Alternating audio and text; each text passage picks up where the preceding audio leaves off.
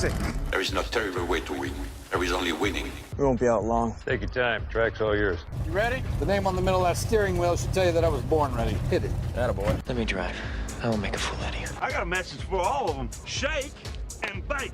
What does that do? Does that blow your mind? That just happened. These cars, you sit in a box, a coffin, gasoline all around you. It isn't like it being inside a bomb. It's tough enough being a girl on the track.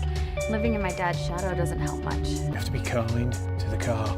You feel the poor thing groaning underneath you. No race was ever won in the first corner. I'm gonna give you an engine, low to the ground, extra big oil pan will cut the wind from underneath you. That'll give you 30 to 40 more horsepower. Every one of us has to find a reason to do this. You do it because you're driven. Brakes are warm.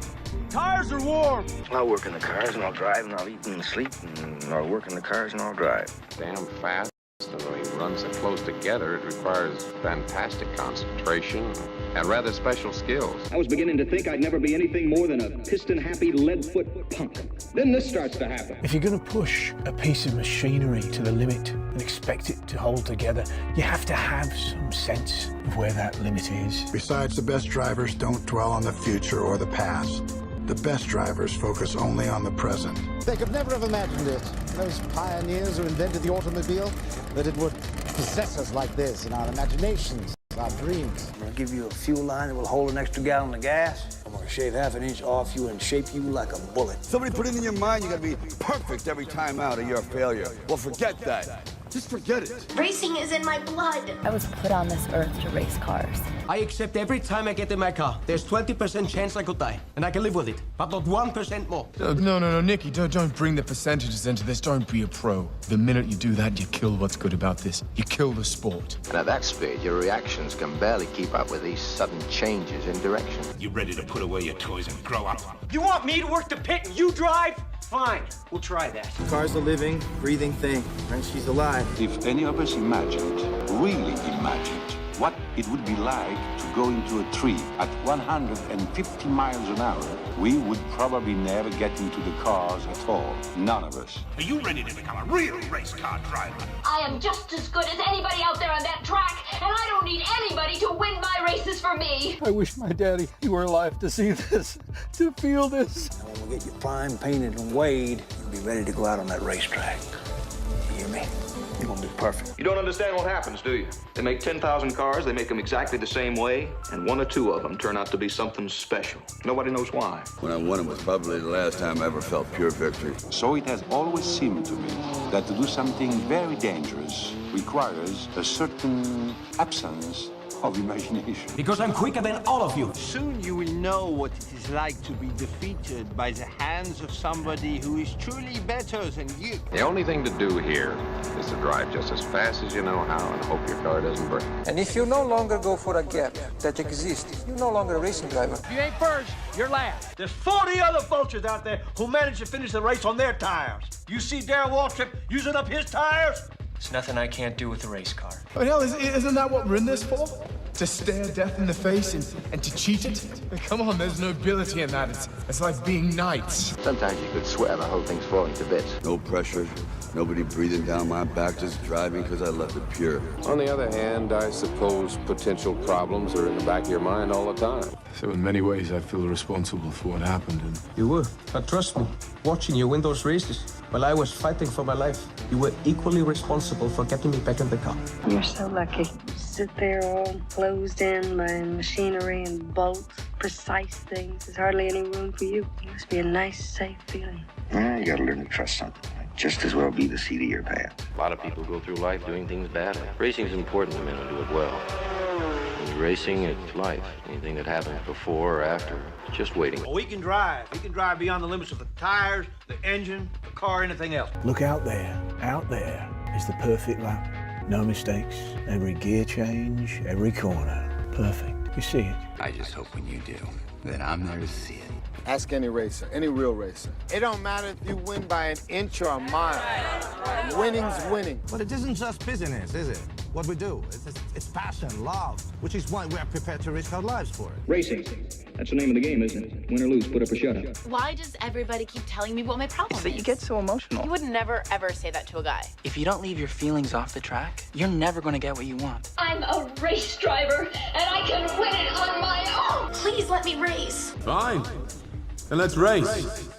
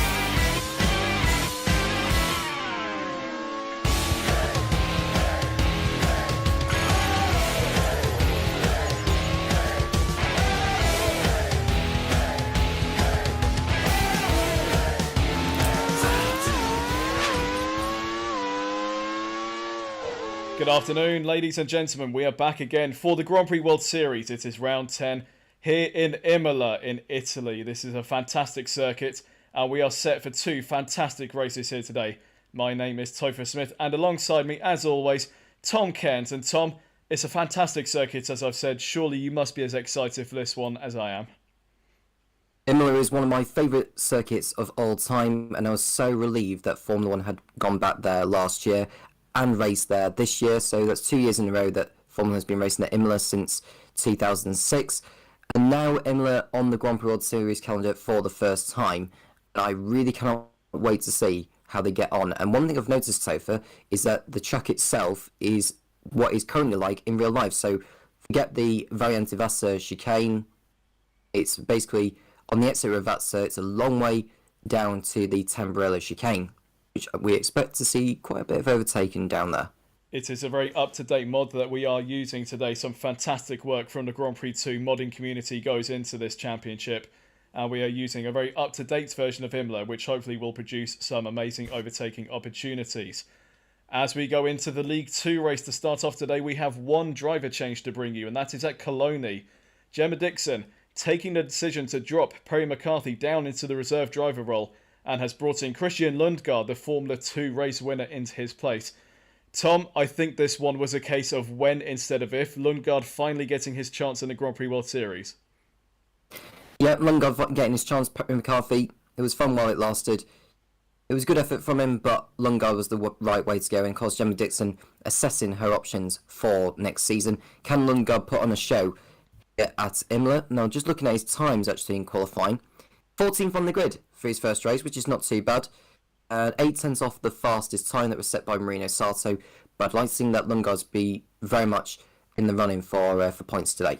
And Lundgaard only 9 thousandths of a second behind his new teammate, Alan McNish. So McNish still the elder statesman of the team, still the experienced one, bringing up the front-running power of that team. Lundgaard chomping at his heels, not too far behind. Let's see how the young Dane can get on today. Before we get on to the first race of today, let's have a quick look at the League 2 drivers table. Adrian Sutil back into the lead of the Drivers' Championship after his victory last time out. The HRT now on 81 points, ahead of Alexander Rossi and Marino Sato, both on 65 points each. Rossi ahead on countback by virtue of his victory earlier on this season. Will Power in 4th, 63 points for him, only 2 behind Rossi and Sato. And Jose Maria Lopez up there in 5th, Tom. Lopez has gone about his business in the last few races and picked up quite a few podiums. he's getting himself right into the thick of this battle and could be a dark horse for this championship. Suttil's victory was a much-needed boost, and that victory moved him into the lead with Rossi, Sato and co not scoring that highly last time out in Birmingham. Just trying to remember so much as to what actually happened. I mean, Rossi failed to finish, Sato failed to finish, Power failed to finish as well, which allowed Suttil to capitalise and take a commanding lead. But that 16-point deficit can be wiped out here at Imola. Anything can happen. Absolutely. We also have Hideo Castroneves there in 6th place on 56 points. Has only been in for half the season so far, but putting in some fantastic performances. 2 victories this season already for Hideo Castroneves. He's made a really big impression onto this championship. Callum Ilott, our season opening race winner in Taupo, down in 7th now. He hasn't really scored points on a consistent basis in the last few races, and he's stuck there on 54 points, the same as Will Stevens, one of the more consistent point scorers this season, getting points on most of his races, but not yet having that breakthrough victory for the Modena. Then Antonio Fuoco in the life on 52, and Roman Grosjean on 35, but Grosjean not racing at the moment in the championship.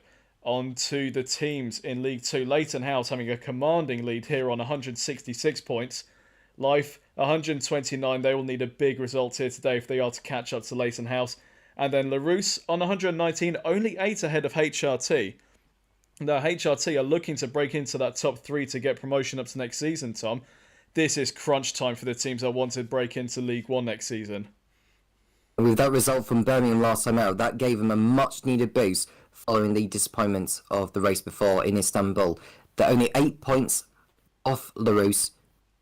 Can they push into the top 3 by the end of today, which is very much possible with Alex Lynn doing so well as Adrian Suttil. Eurobrun there in 5th position on 91 points, 20 behind HRT. Maybe a late season surge from them could see them break through into top 3. We're seeing a much improved Jose Maria Lopez in the second half of this season. And what can Marcus Finkelhock produce in the other Eurobrun? Still a few races left to go. Modena, they're on 72, 1 point ahead of Pacific. And then Colonia on 42, Zach Speed on 38, and Force India into the top 10 on 22 points. Their new driver lineup of Jack Aitken and Sergei Sorokin. Will that produce any fruit? We will see how they do for the rest of the season. Let's get down to the grids, Tom, and start this League 2 Grand Prix. It's Marino Sato on pole position ahead of Hideo Castroneves. A very strong front row there. Sato looking for his maiden Grand Prix World Series victory. Castroneves looking for his 3rd. Alex Lynn, what a performance from him to take 3rd in the HRT in only his 2nd race in the Grand Prix World Series. Will Power making it 2 Leighton Houses in the top 4. Jose Maria Lopez 5th in the Eurobrun ahead of Antonio Fuoco. Now Adrian Suttil, our championship leader, in 7th ahead of Will Stevens on row 4. Row 5 is made up of Marcus Finkelhock and Callum Ilott ahead of Alexander Rossi, and Sergio Sette Camara doing well in his 2nd outing in the Grand Prix World Series. He brings up the rear of row 6. Row 7 is an all-Scuderia Colonia affair. Alan McNish outdoing his new teammate Christian Lundgaard by less than 100th of a second. It'll be close between those two today. Sam Bird on row 8 alongside Brendan Hartley ahead of Scott Speed and Jack Aitken in the Force India on row 9. The 2nd Force India of Sergei Sorokin on row 10 alongside MotoGP legend Valentino Rossi. Then the Zach Speed of Lucas Di Grassi 21st alongside Jerome D'Ambrosio. That is row 11 for you. Row 12, Oliver Turvey and Giorgio Pantano. And then at the back, Mike Conway and Gaston Mazzucane in the Fond Metal bringing up the rear. We have a mega grid there today, Tom. Sato on pole looking for his 1st Grand Prix World Series victory today. What can he do from the front? Will it be lights to flag for the Japanese? Let's hope so. Hopefully no carnage down at the Tamburello chicane. There is a long way to go. It's a 47 lap event. It is normally 3/4 of a Formula 1 race distance, these Grand Prix World Series races. Can Castroneves make it 3 wins from 4? Himself back into championship contention? And Alex Lynn put on a show from the start. I've got a feeling that Alex Lynn is going to get a blinder of a start here, Topher. That's my bet. We are waiting for the lights to go out and get the League 2 Imola Grand Prix underway. And we are off and away in Imola. Marino Sato away from pole, but it looks like Castroneves has got a better start. He has indeed. Castroneves rocketing off the line there to take the lead from Marino Sato. And Will Power looks like he's trying to get through into 2nd place as well to make it Leighton House 1-2. Sato bogging down off the line and not getting the greatest of starts. Power trying to look down the entire Castroneves. And look at Lopez coming through there. Where's he come from? Lopez starting in 5th position. He's already rocketed up to P2 on the line. What a start there from the Argentinian, looking for yet another podium this season. And trying to make sense of all this. Froco's up into 3rd as well. He's had a great start. And there's a big crash there for Callum Eilert. What's happened here? He's in the middle of the pack, around about where Adrian Sutil is. And one of the Moderners has gone wide there. And, Eilert getting sandwiched and even getting airborne with one of the HRTs. I think that might have been Will Stevens who got wide into the gravel trap there. We're going to get a replay of it here, riding on board with Callum Eilert. Trying to filter his way through, and you can see Stevens there. He's got onto the gravel, and he's just come back into path of Eilert, and Eilert's very lucky not to barrel roll there, and it looks like he's taken Adrian Sutil with him. So, Tom, let's try and make sense of this one. Was that just a simple mistake from Stevens there? So just looking at Eilert's view, so Will Stevens actually got a tap from the life of Marino Sato, which sent Stevens onto the grass, and as he came back onto the racetrack into the path of Callum Eilert, Eilert just went airborne and took Sutil with him. So it's very difficult to call that one because they were all very close together. Sutil luckily rejoining, but he's at the back of the field, so he's got with it all to do to salvage anything from this race. But for Callum Eilert, his race is over after just 3 turns. And that is our championship leader there in last place. Adrian Sutil getting very unlucky and getting caught up in that. Callum Eilert out of the race already and was quite a hefty impact. His backside must be hurting a bit after that landing, but he's out of the car and he's absolutely fine. Meanwhile, Hideo Castroneves into the lead from 2nd on the grid ahead of Jose Maria Lopez. Sato from pole down into 5th. It's a horrible start for the Japanese driver there. Not getting the first lap he will have wanted to, but here's Jose Maria Lopez looking back at Antonio Fuoco. Fuoco's looking down the inside here to get P2 and right down the inside there into the chicane. A lovely move there from Antonio Fuoco.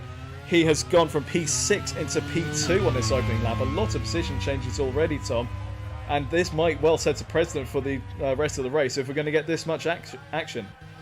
Yeah, Lopez beginning to go a little bit backwards now. He's under pressure from the 2nd Leighton House of Will Power. That was a brilliant overtake actually from Antonio Fuoco at Variante Alta, and so the driver's coming around to complete the first lap here at Imola. Castroneves in the lead with Lopez. You can see the horsepower deficit between the Eurobron and the Leighton House as Will Power gets past, but Lopez shuts the door just in time there. Had Will Power been within a car's length, it could have been a really nasty collision there, but Lopez got away with it on this occasion.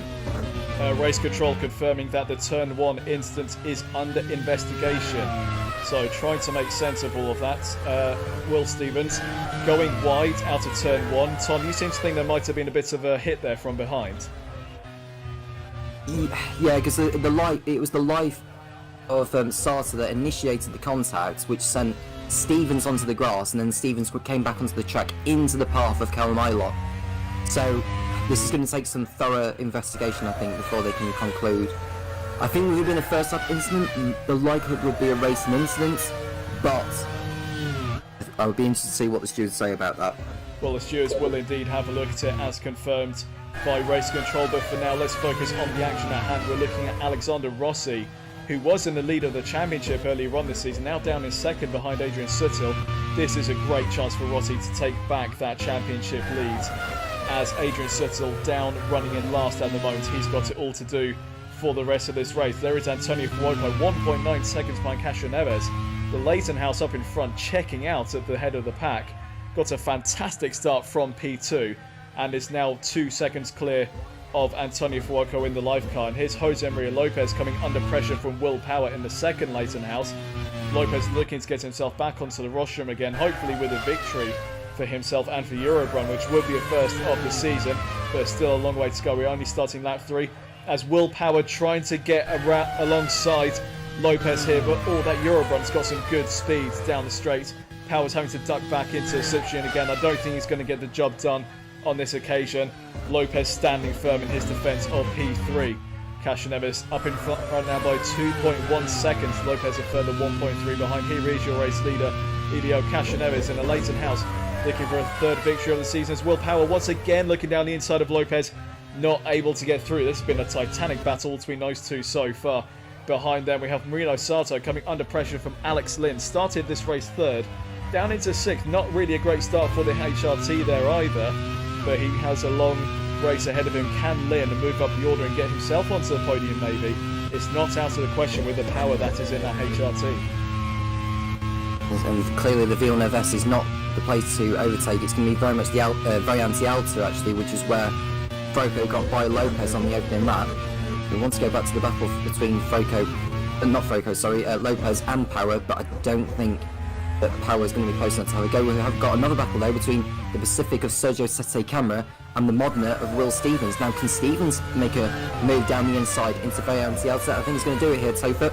Well, he's gone for it, and indeed he is down the inside, and that is Will Stevens into 8th position. Sette Camera having quite a good run here today.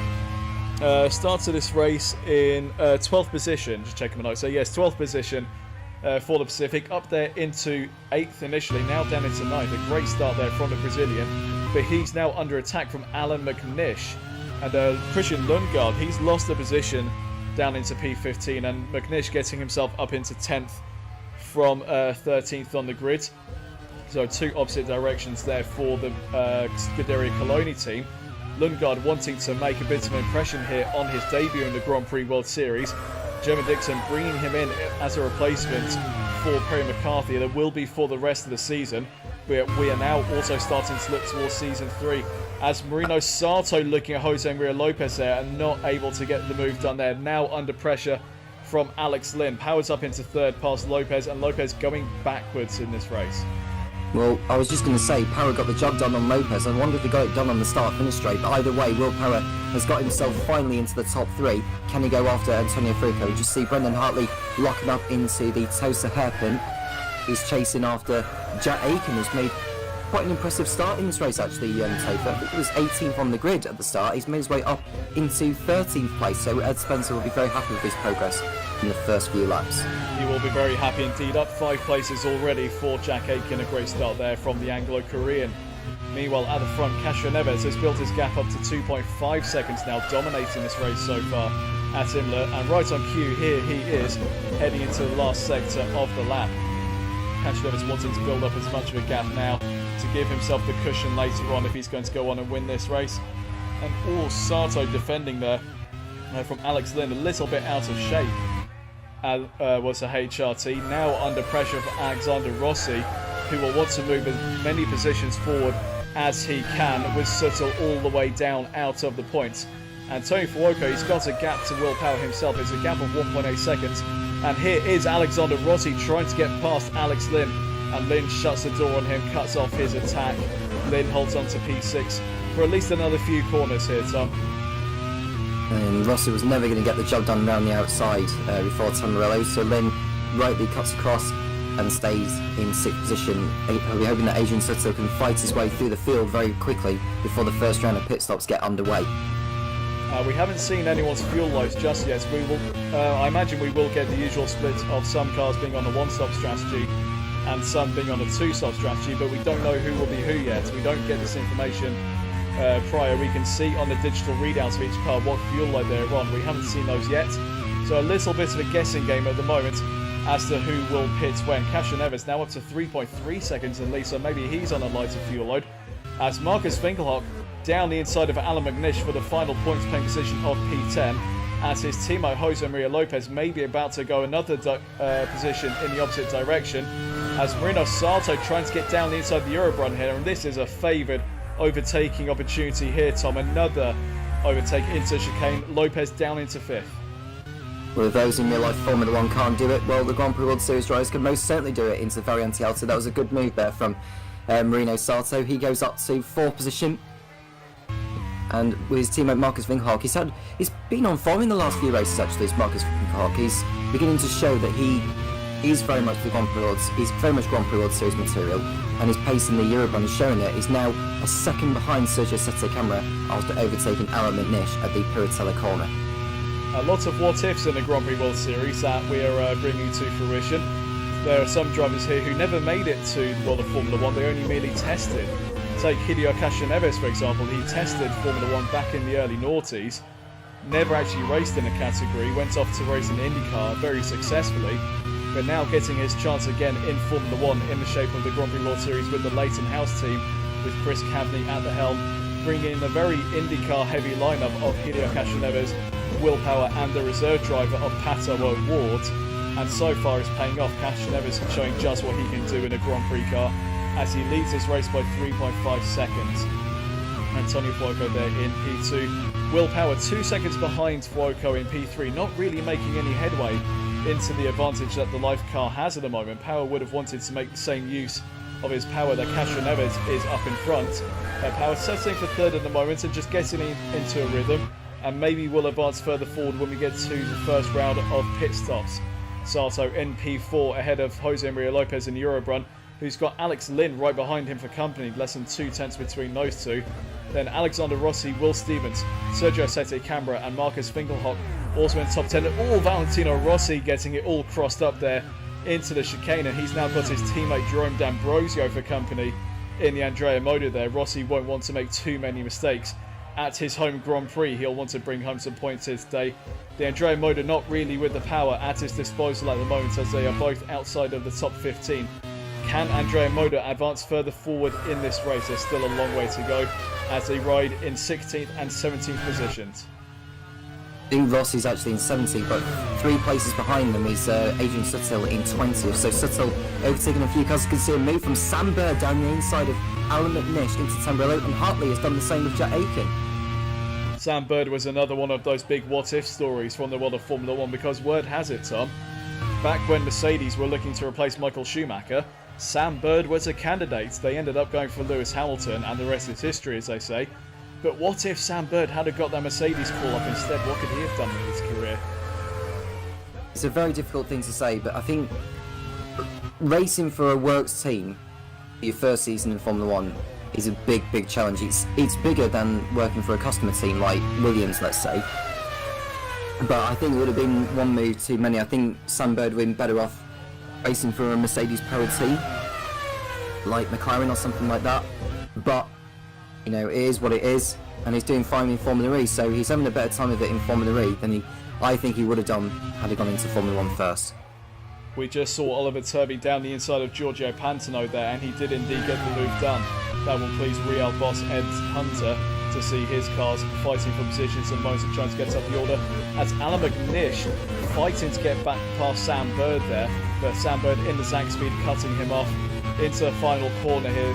McNish will want to get as good a run as he can, but it looks like he hasn't quite got the traction on the Zach speed at the moment. Bird is right behind Sergio Sette Camara, and he'll want to get into top 10 himself down towards the first corner. We'll keep an eye on the graphic to see if there are any changes of position there.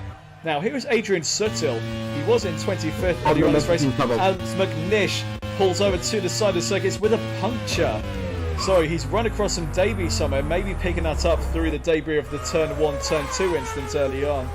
But it is a puncture for Alan McNish, and he is out of the Imola Grand Prix. So Sutil did actually get past the Zach speed. He did it before the yellow flag zone as well, so that move will be legal.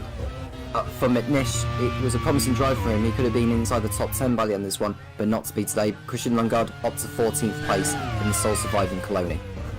So 1 Coloni left in this race. How many more retirements are we going to get? The Grand Prix World Series can be quite attritional. Cast your mind back to the Adelaide Grand Prix, where we only had 7 finishers. I don't think we're going to get that quite that same level of attrition here today. 2 retirements so far. Callum Ilott caught out by Will Stevens in the opening lap incident, which is still under investigation, by the way. And Alan McNish retiring just now with a puncture possibly picked up from the debris from that lap 1 incident. Now here is Lucas Di Grassi. Not quite sure what position he's in at the moment, but he's recently been dispatched by Adrian Sutil, who was down in 25th position, now up into P19. So a very good charge here from Adrian Sutil. He'll want to minimise the damage as much as he can if he wants to keep hold of his championship lead. Castroneves, what could a good result get him today, or get him right into the mix of the fight for the championship? This is round 10 out of 16. We'll have 6 more races after this one, as Sutil now trying to get past Jerome D'Ambrosio. Then he gets the move done even for turn 1. So now into the slipstream of Valentino Rossi. Is he going to get 2 Andrea Modas within a lap? It's very possible with the power that HRT has. Adrian Sutil driving angry at the moment He wants to get back up into the top 10 if he can, and at the moment, doing everything right as he dispatches one car after another.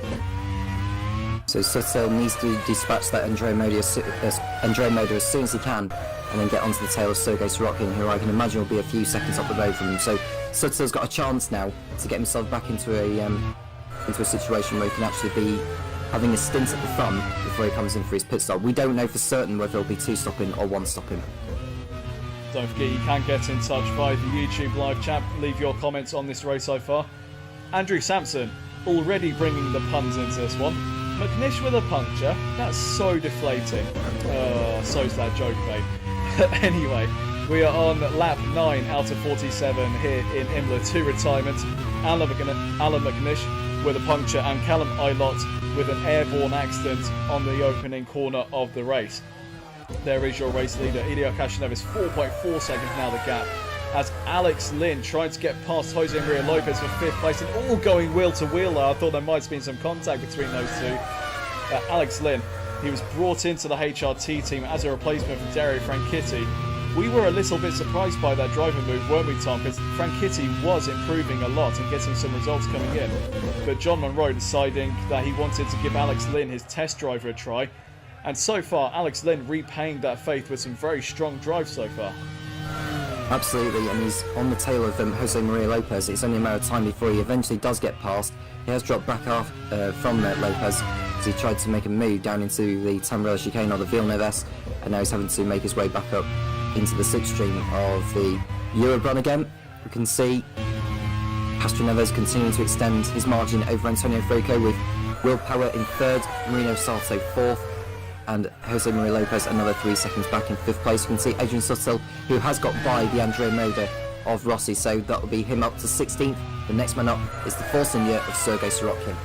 And then the second Force India of Jack Aitken ahead of Sorokin as well. So 2 Force Indias in Suttel's path at the moment. He won't want to waste much time in getting past those two. Still a long way to go here as we're on lap 10 out of 47. There is Antonio Fuoco at his home Grand Prix here today. Can he step onto the podium at his home event? That would be a great result. Not just in terms of getting on the podium at your home events, but also in terms of the championship. Fuoco is very much a contender. There's a lot of speed in that live car. Not necessarily the reliability though, Tom. It's quick, but it's also fragile. It is. Looking at the gap between Castroneves and Fuoco, 4.5 seconds. Stevens in 7th place behind Lynn as well. Alex Rossi in 8th, Fingerhot 9th, Sette Camera in the final points paying position in 10th. We can see a battle between Lundgaard and Aitken. The F2 races tussling over 13th place. And Aitken going to the inside and he's past Lundgaard. So Jack Aitken through into P13 past Christian Lundgaard, who's making his debut here today in the Grand Prix World Series. Lundgaard, he is in for the rest of the season, that's already confirmed by Gemma Dixon, but he's auditioning for a seat in Season 3. Can he keep hold of that Coloni seat going on to next season? We'll have to see how he gets on in the remaining few races. So far, you might argue that he's been doing a good job. Whether it's better than McCarthy at the moment, it's still early days. McCarthy, he did get some points finishes here and there throughout his tenure in the Grand Prix World Series, but not really scoring consistently enough to warrant a full-time seat. And Gemma Dixon taking the decision to drop him from the seats, bring on Christian Lundgaard, and see how the young Dane gets on. 4.6 seconds now the gap front. And Rossi there, getting it all wrong through the chicane. He's got a big opportunity to claw back some points in the championship here today, Tom. He won't want to do that too many more times. No, he won't. And as it stands in the championship, whilst you've been looking how the race has been going so far, Rossi will close in on Suttel by only 4 points in this one, so he'll be 12 points behind him, with Marino Salto where he is at the moment. He'll get 12 points along with the pole position point. He'll get 13 for that, 79 points for him. And Will Power, he would get 15, that put him on 78. Ilya Castroneves' points table would put him level with Adrian Suttel at the top, so it'd be very, very close against Topher. Oh, you just have to wonder what the point situation would be if Chris Kavanagh had decided to bring in Ilya Castroneves at the start of the season. He's only been in for the last few events, already made a massive impression on the series. What could it be for the Brazilian and for the Leighton House team? Christian Lundgaard here is under attack once again. this time from Adrian Sutil, and all stamping his authority onto that corner there was Christian Lundgaard. He does not want to let Sutil go by in a hurry. He has a point to prove here today that he is capable of racing in the Grand Prix World Series. Down in 15th at the moment. Can he go further than that? He's a sole remaining Scuderia Colonia in this race, so we don't have the reference of Alan McNish anymore within the Imola Grand Prix. Lundgaard very much coming under pressure from Adrian Sutil, our championship leader. How long can he hold him off for? So Sorokin got by Lundgaard on the last lap, and Sutil is going to be all over the back of that Colonia very, very shortly. I don't think Lundgaard will fight out too much with Sutil, as he's not in the same race as he is. So, up on there on screen, your two retirements, McNish and Eilert. Not too many retirements so far, thankfully. Alex Lynn having another look here at Jose Maria Lopez. Can he get the job done this occasion? And no, Lopez finding the legs on that Europe run and able to stay ahead on the straight. So Lynn maybe will have to stay in the slipstream for a bit longer if he's going to get the jump on Jose Maria Lopez there, or catch him out somewhere else on the track. But at the moment, Lopez more than equal to the challenge of Alex Lynn. Well, here is the other HRT. Sutil having to back out of that one. Lundgaard is not giving this up at all easily. This is fantastic racing from the young Dane on his debut. He let the two Force Indias go earlier on, but he's now holding off the championship leader, and Tom, he's doing a great job of it so far. He's doing a fine job of it so far, and Sutil won't want to do it into the Villeneuve. He's trying to have a go, but he can't overtake there in the Villeneuve, so he has to wait until he gets right up to the gearbox of the Colonia when they get to the Variante Alta, which is on the exit of where Acque Minerale is. No, Will Power there in third position. He's got the gap of 2.2 seconds to Antonio Fuoco ahead of him. So just settled into his rhythm at the moment and not pushing the car too hard. We're waiting for the first round of pit stops to come up soon. We still don't know who is on what strategy. I imagine at the moment, Tom, that Castro Neves is on the lighter fuel load, which is aiding him in his building up of his gap. But there might just be genuine power in the Leighton House at the moment. We're still not absolutely certain, but I would think that the first round of pit stops for the two stoppers coming up very soon. And Rossi's out. Oh, that's a shame. Valentino Rossi at his home event today. He was hoping to get some points for the Andrea Moda team, but he pulls off to the side of the circuit with a mechanical issue, and that is an end to one side of the Andrea Moda team. And awesome damage there from the Marshal, being very harsh with that car as he takes him off. But I suppose it's all academical now anyway. Rossi is out of this race. That is our third retirement of the League 2 Imola Grand Prix, as Adrian Sutil trying to get past Christian Lundgaard again, and once again the Colonia closing the door on Sutil. I mean, Sutil must be getting very frustrated at this point, but he's not being lapped. This is fourth position. Lundgaard has every incentive to close the door on Sutil and keep 15th position, and he's doing a stellar job of it so far. So Rossi out of his home Grand Prix, and I think that should be coming off the Marshal's wage bill with the amount of damage he's done to that car. Or maybe the Marshal can invite them around for a barbecue at some point. Barbecue's very popular in the Retro Racing Managers League. Alex Lynn once again trying to get past Lopez, and he's done it down into the chicane. I did say that he would need to find a different place on the circuit to do it, and he has done just that. Alex Lynn up into fifth position past Jose Maria Lopez. A great run there so far from the Englishman today, and Lopez now with Will Stevens for company behind him. Sutil's also got past Lundgaard, so both HRTs moving forward on the last lap or so. Sutil a full second behind Sorokin, but he'll be on the tail of that Force India very, very shortly. And that will please the HRT team boss John Munro, seeing both of his cars advancing in this race. He won't be too happy to see Sutil getting caught up in that turn one instance. And by the way, Tom, it has just flashed up on here. Will Stevens will start the Magny-Cours Grand Prix from the back of the grid for rejoining the track in a dangerous manner. How do you see that one? It doesn't surprise me, but it was the excuse me, it was the life of Marino Sarta that tugged him first onto the gravel. I agree with the fact that Stevens did rejoin in a dangerous manner, but where else was he going to go? I mean, he could have gone across the gravel and back onto the racetrack on the exit of the corner, but the gravel's not part of the racetrack. Maybe the steward seeing the Sato contact as one of those turn one racing incidents, and then Stevens not doing a good enough job of rejoining the track. Of course, that penalty is able to appeal.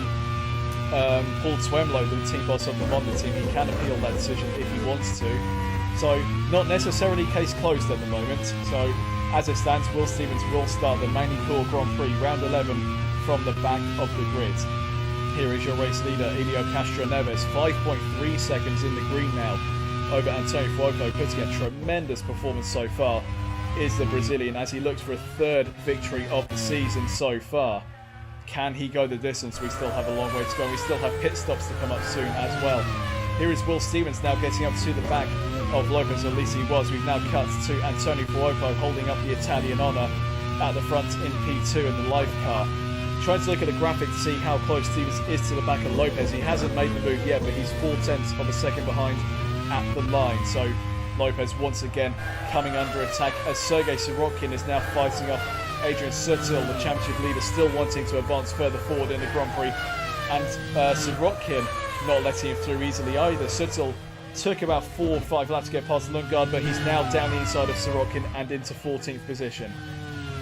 So Sutil finding it easy to overtake on the circuit. I think once he gets to the tougher guns on the track, it's going to be more difficult for him to overtake. So the sooner he gets past the likes of Aiken, Bird, Hartley and co, the better it will be for him. He's only 4 positions away from the point scoring position now. Lap 16 out of 47. Castroneves 5.6 seconds out in the lead ahead of Fuoco. Will Powers in third ahead of Marino Sato. So it's Leighton House life.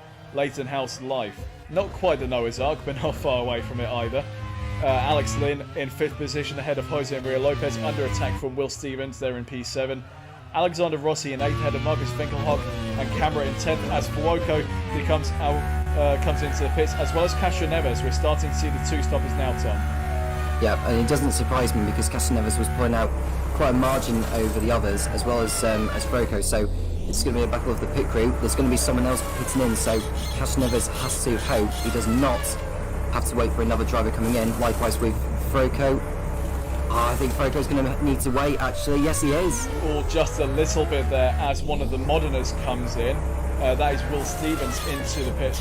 But that just goes to show, Tom, that pace from Castroneves was genuine because they were on a similar fuel load, and yet by the time they came to the pit stop, there was over 5 seconds between them. So Castroneves really on form here at the moment, and we're waiting for the graphic to update to see where Castroneves is and how far he is behind Sam Bird. Does he have the clear air to work with? Will Power for now assumes the lead of the Imola Grand Prix. There he is, but he still needs to come in for his pit stop. Is he on a 2-stop as well, or is he on a 1-stop strategy? These next couple laps will be telling us to what his strategy is in that side of the Leighton House garage. Looking at the graphics now, Castroneves 3 seconds behind Sam Bird, so Castroneves does indeed have some clear air to get those tyres up to temperature and get off after the lead of the race again. Sutil now into the pits from P17.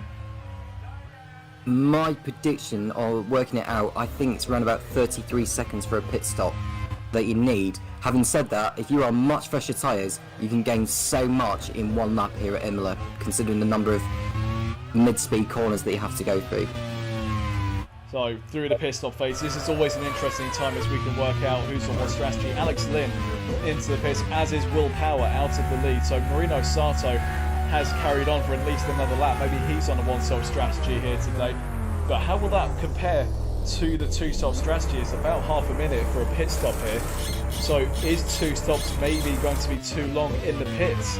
Sato, if he is going to 1-stop strategy, it'll be really intriguing to see how he can make his tyres last and if he can make a good go of this race. There is Marino Sato back into the lead of the race. He started in pole position, having taken the top of the grid by 0.067 to Helio Castroneves, who's a very closely fought qualifying hour for the grid here today. Alex Lynn a 10th behind those in Q3 as well. And now the pit stop strategies are potentially going to dictate the race. Is Sato on a 1-stop strategy? We're yet to see what fuel load he is on. As it stands, he leads the race ahead of Lopez and Sete Camara, who's yet to pit. Bird is in 4th, he's yet to pit as well. Castroneves still our net race leader. He's already 1 second behind Bird. He's closed in 2 seconds very quickly on the Zach speed. He won't want to get stuck behind him if Sato is indeed going to be threatening the lead of this race. Now, here is Marino Sato. He's coming up towards the pit entry here. So is he going to dive into the pits or continue on. I reckon, Tom, if he continues on for another lap, he is on a one-stop strategy. So Sato, what is he going to do at the end of this lap? As you can see, Sunbird being overtaken by Castro Neves. That's no surprise. Castro Neves is on the quicker tyres, and he goes past the sack speed with ease. So Castro Neves not wasting any time getting past these slower guys who have yet to come in for a pit stop.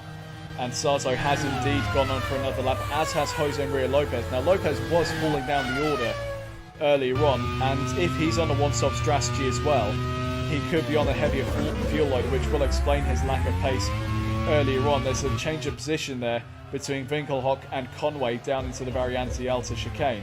But Marino Sato, he has gone on for another lap, Tom, so I think that might well be a one-stop strategy for the life. He could well be doing it too, but going on a longer first stint. That's something to bear in mind as well. Sato 7.3 seconds clear of Lopez, but if you look at the gap between him and Castro Neves, it's going to be more than enough for Castro Neves to complete the undercut and take back the lead again. So this is getting very interesting in terms of the strategy. Sato leads, Lopez second, Sete Camara in third. Castro Neves, our next race leader, but will it be one stop or two stop for Marino Sato? Could that potentially be a game changer with Sato going on to the alternate strategy here today? There is Will Stevens running in P10 at the moment, still on for some points today, is the Englishman. And Will Stevens has been a very consistent performer this season, Tom. I'm just checking my notes here. Will Stevens, he's retired from 3 races. In all but one of the ones he's finished. He's finished in the points, currently 9th in the championship. A very good run for the Englishman. Probably one of the most consistent scorers this season. Could that maybe set him up to be on the driver market for season 3? You should, I mean, with the performance he's doing, I should think so. I mean, there could be a few other team managers that will want his services. And looking at the life there, is that Antonio Fruco is trying to get past Christian Lundgaard, who is yet to pit in this race. Right, out of the final corner, Fruco gets the power down, gets out of the slipstream. But Lundgaard once again playing defensively here. We've cut away from that particular battle. No, we haven't. We're back onto it again. Lundgaard holding off Antonio Fuoco, but there's a lot of power in that life car. But Fuoco not able to utilise it down the straight. Alex Lynn sets the fastest lap of the race at 1:22.9. But Fuoco really struggling to get past Lundgaard at the moment. Is he going to get the move done here? And no, Lundgaard holds on again. Lundgaard's driving amazingly well in that Cologne to hold off the calibre of drivers that he has so far. He held off our championship leader Adrian Sutil for about 5 or 6 laps earlier on. Now holding off Antonio Fuoco, who wants to get into the lead of the championship himself here today. And Lundgaard proving that he does indeed have what it takes to compete at the level of the Grand Prix World Series. I imagine Gemma Dixon's going to be very happy that she signed him instead of Perry McCarthy here today. And you can see Sergei Sorokin in 16th position behind Adrian Sutil. I don't know who he's battling with. We can only see the top 15 on the graphics on the left-hand side. But Sorokin doing okay in this race so far, not necessarily threatening to be in the points, but I think he'll be there to pick up the pieces should other drivers fail or have mechanical issues. And looking at the top 3 at the moment, Sato's pace would not be enough to get out in front of Power. I don't think he'll get out in front of Lynn either, because Lynn's flying on his new set of boots. Alex Lynn doing an incredible job so far in the HRT since he came in place of Dario Franchitti. It was a questioned move at the time for John Monroe. We weren't really sure if it was going to be the right decision, but so far Alex Lynn proving just how good a driver he is, and he's making the most of that HRT at the moment. As Will Power down the inside of Christian Lundgaard, so Lundgaard now going backwards. He conceded position to Fuoco in the end, and has now conceded position to Will Power. That is for the Leighton House up into 7th position. What's he going to do on his strategy here today? Well within the points at the moment, but we're only just shy of halfway through the League 2 Imola Grand Prix. Lap 21 out of 47 as it stands at the moment. Marino Sato ahead of Lopez and Sete Camara. None of the top 3 have yet to make their pit stops. Hideo Castroneves in P4 ahead of Sam Bird. He's yet to come into the pits as well. Antonio Fuoco in 6th ahead of Will Power. Lundgaard down into 8th, and then Alex Lynn and Will Stevens rounding out the top 10 at the moment. As here is Adrian Sutil up the back of Mike Conway in the Real, and Brendan Hartley right there in front of these two as well. Sutil up 10 places from where he was at the end of lap 1 already. A fantastic drive for the Germans so far. just seen on the graphic there. Alex Lynn up into 8th position, past Christian Lundgaard. So Lundgaard is now going backwards even quicker, but I don't think he's made that pit stop yet, so maybe he's on a one-stop strategy and starting to struggle with his tyre life a bit. As here is Hideo Castroneves trying to get past his countryman Sergio Sette Camara. Camara on old tyres, hasn't it come into the pits, and he's holding off Castroneves here down to the first corner. No, Castroneves down the inside and into P3. He got the move done eventually, but Sergio Sette Camara putting up quite a robust defence there, it has to be said, Tom. Yeah, Sette Camara didn't want to fight too much there. He is on his own strategy at the moment. I'm just looking to see, because Lopez has just been unlapped by the Modena Scott Speed. So Lopez beginning to struggle actually, because Speed and Mazzacane did both come in for a first scheduled start. Lopez hasn't yet, hence why he's dropped back so much. So that just shows how powerful the undercut is here at Imola. So how is that going to affect strategies, knowing just how good the undercut is around here? Are the team principals going to be taking that into consideration? Might that change some options across the grid? We are coming up to the halfway mark of the League 2 Imola Grand Prix. The top two, I think it's pretty certain now, Tom, they must be on a one-stop strategy, otherwise they would have come in for their first pit stop already. Castroneves still technically in the lead of this Grand Prix as Antonio Fuoco down the inside of Sandberg, dispatching the Zach Speed there. He will not have wanted to stay behind him for too long. Here is Alex Lynn, HRT, getting a little bit wide there out of the Variante Alta, but keeping it together. Looking at the lap times here, Sato's on a 24.3, Lopez half a second slower on a 24.8, and we're waiting for the next set of cars to come across the line. Castroneves, the fastest lap out of low so far, 24.2. Sette Camara, 2.6 seconds slower than Castroneves on that last lap, as is Birds, and Power into the 23s. He's flying at the moment, as Mazzacane now in the way of Jose Maria Lopez. Lopez tries to go around the outside of the Fonvital here to put a lap on him, and gets the job done eventually with Mazzacane. Antonio Fuoco into the pits. I didn't see that. Thank you, Tom. I was looking at this little scrap between Lopez and Mazzacane, but Fuoco into the pits for a pit stop here. He's now down into P13. Make that P14 as he drops behind Adrian Sittel. And is that a scheduled pit stop or is that forced? I'm not quite sure on that one. Yeah, we haven't seen him come into pits. We've only seen it on the graphic. Fuoco now down out of the top 15. That's not good news for the Life team there. The other side of the Life garage, enjoying Sato in the lead at the moment. But Sato yet to pit in this race. We still have a lot of intrigue left to go in the League 2 Imola Grand Prix. And Power's just got by Sam Bird for 5th place, so he's got a bit of ground to make up on Sette Camara, who's yet to pit in this one. Sato 11 seconds in front now as Lopez finally does come in for his first stop. Well, there we go. It is now happening. Lopez into the pits. How much fuel is he going to put on board? Is that 24 out of 47? He is going to the end of the race, which will suggest that when Sato comes in, there is Sato. When he comes in, he will be on the same strategy as well. So, one-stop strategy more or less confirmed for the leading two there. Castroneves will assume the lead of the race again when Sato comes in. But with Sato on a fresher tyre, what will he be able to do? Can he get back up to the front? We'll have to see what sort of charge he puts on through the field. Lundgaard's now into the pits as well, with Sandberg pitting in the Zach Speeds. The one-stop is now starting to come in. How will they perform in the second half of the League 2 Imola Grand Prix? We ride on board with Mike Conway in a Real running in 15th position at the moment. I think it's fair to say, Tom, Real having a very disappointing season so far. Ed Hunter wanting to get a lot more out of his two drivers this season, but not really happening for the team, and he will now be looking more towards season 3, I should imagine. I would think so too, and will he stay with the Real team or will he decide to switch teams as well? That's something to consider. Looking at Lopez's gap to the leader, he was 11 seconds behind Sato in the last sector before he pitted.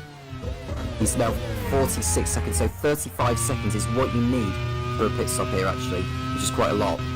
And that was Lundgaard fighting there with Oliver Turvey for position as Marino Sato into the pits. Now this is crucial here for the Life team. Where is Sato going to come out into traffic? He needs to clear air to get his tyres up to temperature. Castroneves inevitably through into the lead. Sette Camara into the pits as well. Now where is Sato going to come out in relation to Will Power? This is a crucial one here. It was a good pit stop from the He's live going to be team a there. long way behind. He's going to be a long way behind Power, actually, Topher. He is indeed. Power has already gone through, as has Alex Lynn.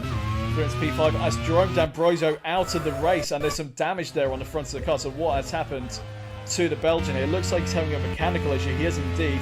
The gearbox packing up on that Andrea motor, so maybe hitting the wall.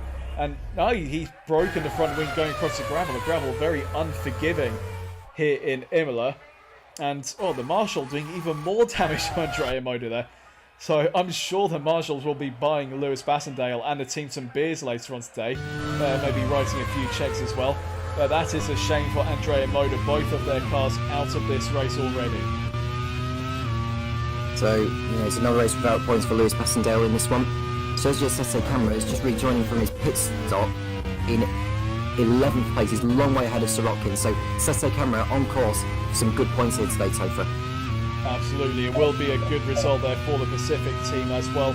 Pacific have been a little bit of an underachiever so far this season. They started off the season with Timo Glock and Daniel Kvyat, with Roman Grosjean in the reserve, Carter McCollum toying around with those drivers throughout the season, trying different combinations of driver lineups, and finally setting on Brendan Hartley and Sergio Sette Camara at the end of it all. He tested them both in the young driver test, and he was impressed with how they were performing. Marino Sato got a little bit crossed up through the Marianti Alta there, but is on his way again, maybe still getting his tyres up to temperature in the live car. He's running in fourth at the moment. The graphic hasn't yet updated as to how far behind Lynn Sato is. He's coming up to the line now, so we will get an idea of it here. Actually, you can just see Lynn up the road in the distance there. So when the graphic updates, Lynn 13 seconds off the lead.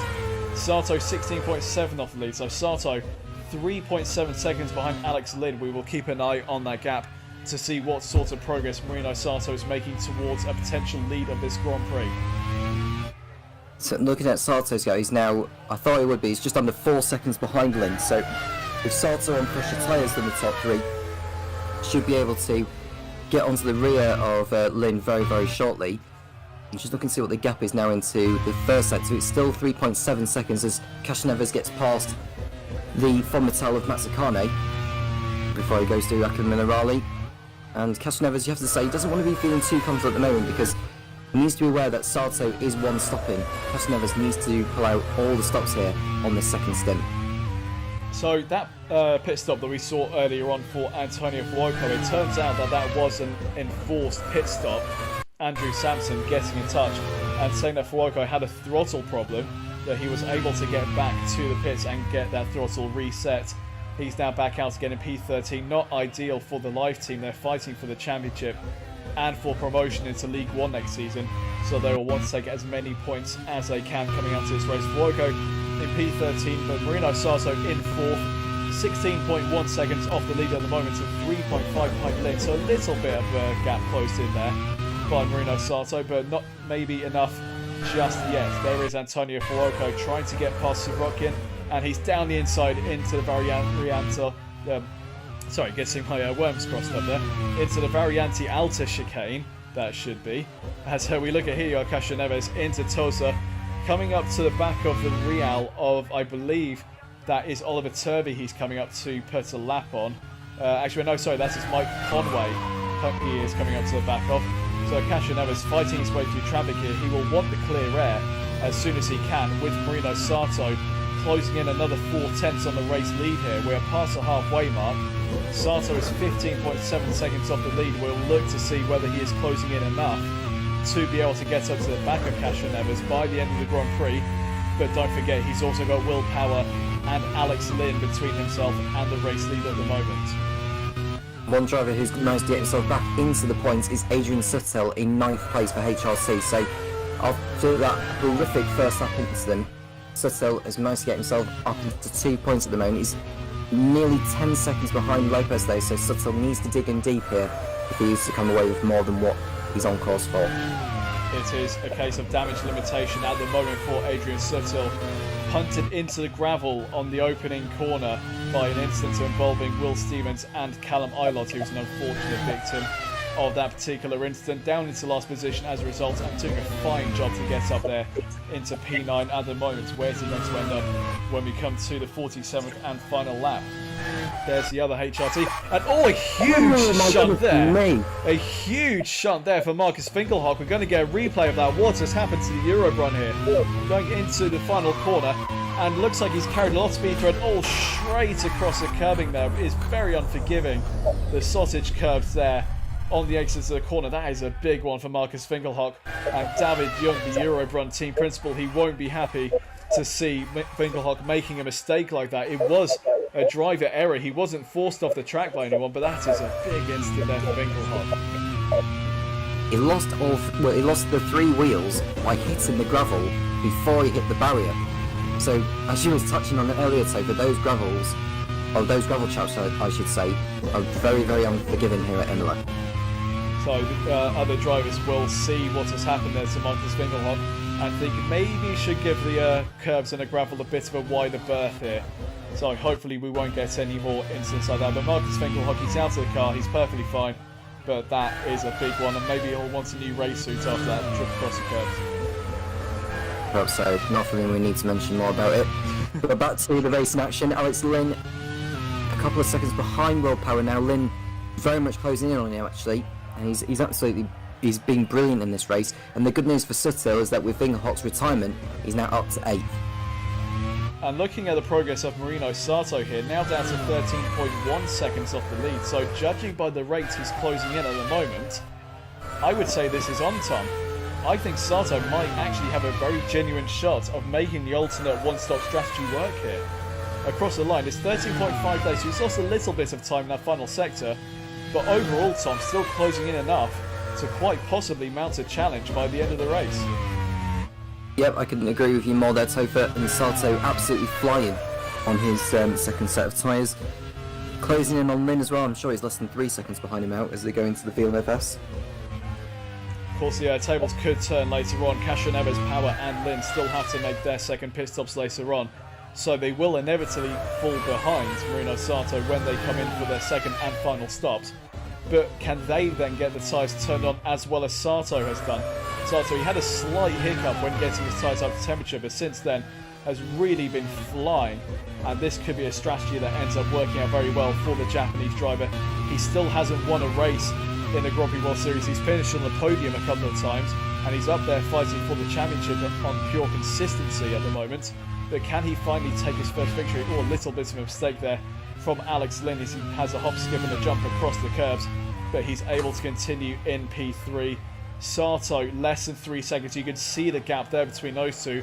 Lynn may be feeling the pressure of Sato closing down on him a bit here. But don't forget Lynn aiming for his first podium here today.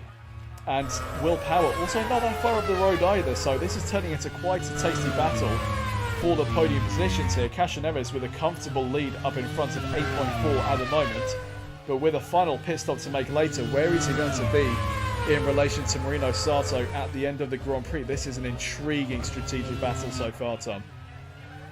It is. Sato now 2 seconds behind Lynn, so he took around about a second out of Lynn's margin on the last lap alone. Lynn beginning to struggle. You can see Will Power getting held up by the back markers.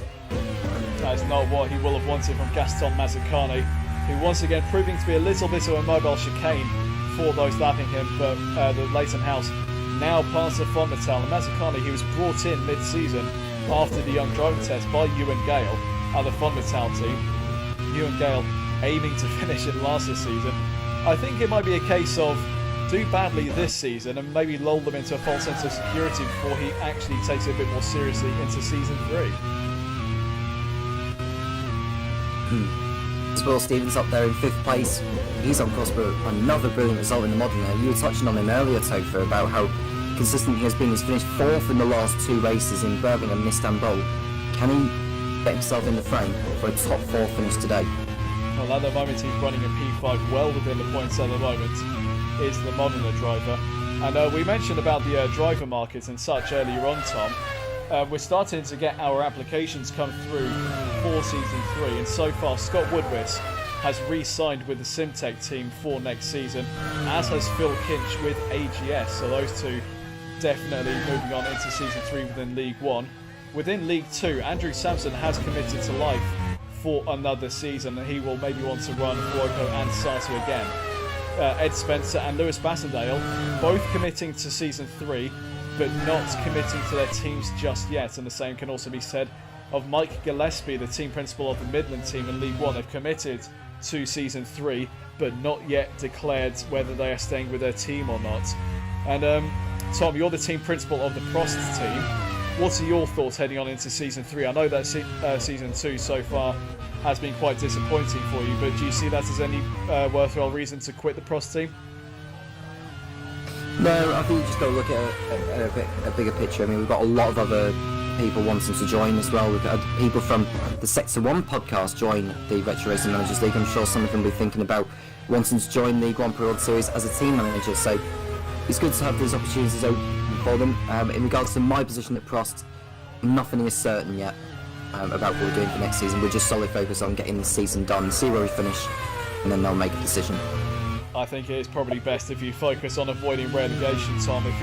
If you are unfamiliar with the way that the Grand Prix World Series works, and Mazzacani now conceding that track position to Marino Sato there. Sato actually getting a very slow run out of that final corner there. Not what he will have wanted. His willpower is into the pits. That is his second and final pit stop. So Sato now into P3s. Just under 4 seconds behind Alex Lynn now. So Sato not closing in as much as he will have wanted to. Maybe just biding his time and making sure that his tyres can get to the end of this race. He will assume the lead of the race when Castroneves and Lynn come into the pits. So Sato just biding his time a bit here, and that might end up being the smart option here, Tom. Possibly, Will Power will be hoping he does not get out in the sort of thick of the traffic here, but I think he's going to have to do. He'll rejoin behind Sete Camera. So Antonio Fuoco into the pits as well for what should be his final pit stop. What I was just about to say about the Grand Prix World Series. Here's how it works if you are unfamiliar. There are 2 leagues. This is the League 2 race, and later on we will have the League 1 race. The top 3 teams from League 2 at the end of the season will be promoted up into League 1. And then from the League 1 category, the bottom 3 teams will be relegated down into League 2. There's so much more to play for than just the titles. Tom's team, Prost, currently within that relegation battle in League 1. We wish him all the best for the remainder of the season. And meanwhile, with what's going on in the League 2 standings, find my notes here. Leighton House currently on the top on 166 points. Lifer on 130 and HRT on 121. LaRousse, couple of points behind them at the moment, so it's very close among those battles for promotion into League 1 next season. Still got a few rounds to go yet. It could all change. There's so much intrigue throughout the Grand Prix World Series. So many amazing battles, so many overtakes, and so many winners as well, Tom. I think I've lost track of how many race winners we've actually had this season across the 2 leagues. I think we've only got 1 or 2 repeat winners so far this season, actually. Castroneves is one of them. He's only won 2 races. Try to think who else there is. We've had 14 different race winners. So for 14 different race winners from 18 races in total. 14 different race winners from 18 races. Looking at the notes I've got here, Stoffel Van Dorn in League 1, he's won 2 races. Scott Dixon has won 2 races, that's also in League 1. Adrian Suttle in this league, he's won 2 races, and Hilo Castroneves won 2 on the bounce. So only 4 repeat winners across both leagues, and they've only won 2 races each, so no one has 3 wins or more. That's how competitive this championship has been, and we're looking at introducing a 3rd division next season, Tom. It just opens up the case for even more winners, even more action. It's actually fantastic going forward into season 3. Absolutely, and I really cannot wait for season 3. I mean, there's even discussions about a 3rd tier being introduced in season 3, which I'm quite excited about. Actually, as Castroneves and Lynn come into the pits for their final stops. Right, Sato is into the lead of this race. Castroneves, you can see on the readout there, 16 laps of fuel. Same for Alex Lynn. They are going to the end of the Grand Prix, but where are they going to be in relation to Marino Sato? Stevens is up into P2. He's going for another pit stop as Lynn's getting held up there, and Sorokin is out of the race. And Sergei Sorokin, we cut to him there. He's off the track. That looks mechanical to me. It is indeed. It's a throttle problem for the Force India. That Force India looking a little bit more solid across the gravel there. So Ed Spencer will be happy he doesn't have a damage bill on top of that. That is another retirement in this race, the 6th of the League 2 Imola Grand Prix. We have already lost Callum Eilert, Alan McNish, Valentino Rossi, Jerome D'Ambrosio, Marcus Winkelhock, and now Sergei Sorokin. Right, looking at the graphic there, Kasia Neves is out in P4. The graphic is not yet updated as to what his gap is. He's in P4. Few cars between himself and Marino Sato. Lind's down into 7th. As Lopez trying to get past Giorgio Pantano there to put a lap on the Fon Metal. And he gets the job done. Fon Metal not fighting for any sort of position here at the moment, just being constantly lapped every race. And Giorgio Pantano, he came into the team at the same time as Gaston Messicani. They haven't really made any impact so far. There is Marino Sato in the lead, right on the back of Oliver Turvey, who is a backmarker in this race. He's not obliged to get out of the way. There aren't any blue flag rules in the Grand Prix World Series, so Sato might have to do it the old-fashioned way here. Turvey not getting out of the way at the moment. Could this potentially have an impact on the outcome of this race? So Sato's making his way. Is that Sato making his way through the back markers, or is that Froka? No, it's got to be Sato, isn't it? He's just crossing over the line now. Yeah, he's got quite a bit of traffic to get through, hasn't he, Mr. Sato? And whilst we want to have a look at Kasia Neves, I mean, we haven't seen the gap between Kasia Neves and Sato yet. Sato makes his way through the back markers. Stevens is in the pits for the Modena team. Right, Lopez into P2. Lopez also on the one-stop strategy here. Oh, Hartley having to get out of the way of Fuoco there. Getting a little bit wide out of the exit of the corner. Fuoco taking every opportunity to get through into P13. Now Lopez, he's on a one-stop strategy as well as Marino Sato, and he's up into P2 at the moment. Kasia Neves now on the fresher tyres, just under 7 seconds behind the Euro run. What impact can Helio Kasia Neves put onto this race now? Well, Kasia Neves, if he's going to win this race, he's going to need to take at the very minimum, on average, 1.5 seconds out of Sato's margin. At the moment, he's now 18.4 seconds. He's taken about 9/10 of a second out of that last sector alone. That'll be because Sato got held up behind traffic as well, won't it? Yes, absolutely. Traffic playing a big part in this race so far. Marino Sato in amongst the back markers at the moment. It looks like he might have dispatched Oliver Turvey now. He's got another back marker up ahead of him, a bit too far away to work out who that was. And here is Alexander Rossi. We haven't seen a lot of him this race, but he's going around the outside of Gaston Mazzacane now. So the Fon Metals both proving to be a little bit problematic for the traffic at the moment. Rossi there in P9. Where's Adrian Suttel actually? He's in P11 at the moment. So Suttel up from 25th to 11th. He's just on the brink of some points here, which is a very good recovery drive for Suttel. Rossi will want to make as much of a dent into Suttel's championship advantage as he can, with only 4 points incoming at the moment for the American. Not really the dent he would have been hoping to make, Tom. No, definitely not. Sato still struggling to get. That's another Real who's trying to get through. Is that? I can't remember if that's Mike Conway or Oliver Turvey is trying to get through. I mean, Real have been off the pace again today, Topher. I mean, I don't know what's going on with them. Ed Hunter and the team quite disappointed with how the season has gone so far. Real not able to extract the most out of their package, and it does indeed look like they will be focusing on Season 3 at the moment. There is Will Power in P4. He's 7.1 seconds behind Kasia Neves. Not on for a podium at the moment, but we still have a long way to go here today. So Kasia Neves took a couple of tens out of Sato's margin on that last sector there. Let's see what he can find in the middle sector. The middle sector is going to be the one of which will make find the most time, I would say. Just looking at the graphic here to see what the gaps are. Sato has a gap of 11.9 to Jose Maria Lopez, and is quite comfortable at the moment. But what's Kasia Neves doing? He is less than 5 seconds behind Lopez. So if he can catch up to the back of Lopez and dispatch him as quickly as possible, maybe Kasia Neves can get off after the lead of this race.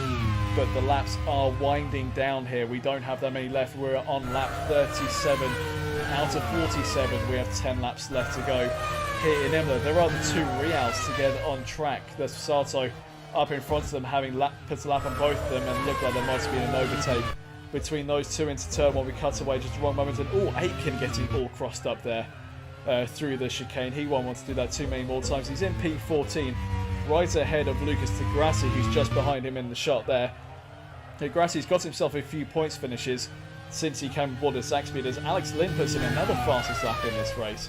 Very good performance so far from the Englishman in the HRT. He's running in 5th at the moment. Could he potentially harass Will Power for P4 here? It's a good opportunity for Lynn to do that here, and Lynn's putting some good laps on his final set of tyres. Scott Speed just moving out of the way of Castroneves as the Brazilian goes past. It's been another disappointing race from Scott Speed, to be honest with you. I mean, the best we've seen from him this campaign, I'm just trying to get my notes up.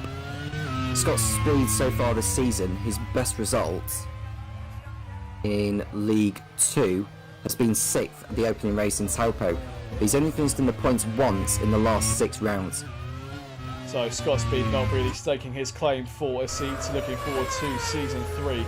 A lot of thinking for Paul Twemlow to think about as he thinks about whether to retain his driver lineup or make some changes. Will Stevens, I think it's fair to say, has done a good enough job to at least be considered for a continuation into Season 3. Scott Speed, maybe not so much. It's been quite disappointing so far from the American. Maybe he won't be on the grid in Season 3. Maybe he'll be given a reprieve. It's all down to the team principals in the Grand Prix World Series and what they decide to do. Lap 38 out of 47. Marino Sato 13.2 in the lead over Jose Maria Lopez. Here is your third place driver, Helio Castroneves. 15.8 seconds but off the lead at the moment. We'll keep an eye on what the gap is between himself and Sato. Castroneves on the fresher tyres. I don't think he's closing in enough to be able to get up to the back of Sato here. The gap's down to 15.6 seconds, 2/10 taken out of that last sector. But Tom, I think this might end up going the way of Marino Sato now. Now he's put in a fantastic couple of stints on the one-stop strategy and making that alternate plan work for him. It's not over yet though. We can see Lopez, who's done brilliantly in this race as well in the Eurobahn, on course for a sensational second place finish as Will Power runs a little bit wide at the exit of Piratella. Gets away with it though. He won't want to be doing too many more of that as Alex Lynn closes in on him, less than 2 seconds adrift of the Australian. So Will Power may be feeling the pressure from behind a little bit as Alex Lynn puts in some blinding laps to chase down the Leighton House. A gap between them 1.4 seconds. Can Alex Lynn steal P4 here? We still have 9 laps left to go here at Imola. Alexander Rossi, we mentioned earlier, will have been hoping to get more than P8 here today as he wants to put a dent into Adrian Sutil's championship advantage. Sam Bird is in 9th. I don't think he scored points for a while, has Sam Bird. I'm finding the championship standings here. The last time Sam Bird scored points was in Japan at the Fuji Grand Prix.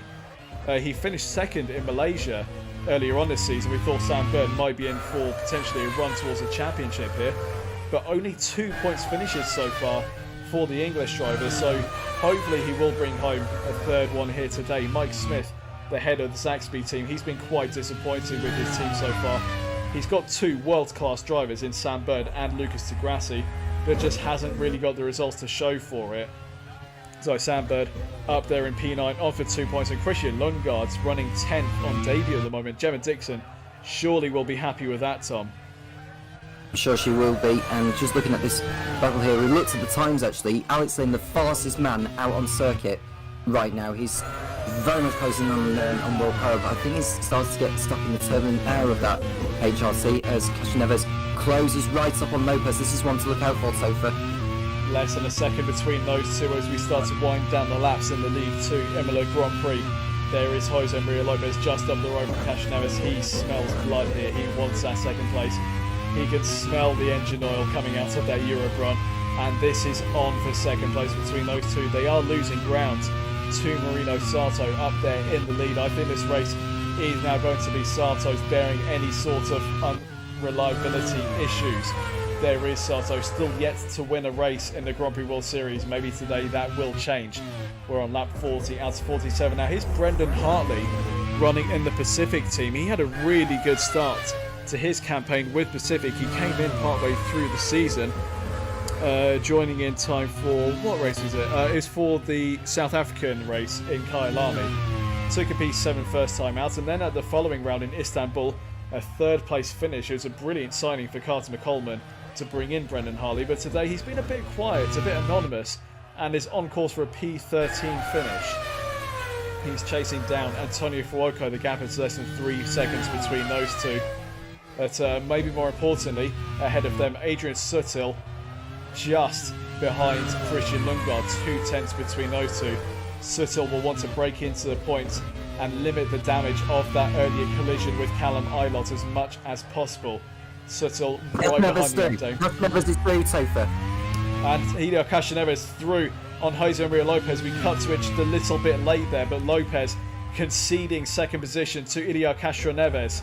And the chase is now on. Can the Leighton House close down on the life car by the end of the Grand Prix? He will need to do it by at least 2 seconds a lap, maybe 2.5 seconds a lap, if he is going to win this race. But that is a very tall order, especially with the power in that life car. It is the most powerful car on the grid, not just in League 2, but across both leagues. That life car, a lot of power has gone into it in the hands of Andrew Samson. Doesn't necessarily have the reliability across the course of the season, but today it is proving to be bulletproof. And Bruno Sato and Tony Fuoco both running in this race at the moment, and Sato on course for his maiden Grand Prix World Series victory.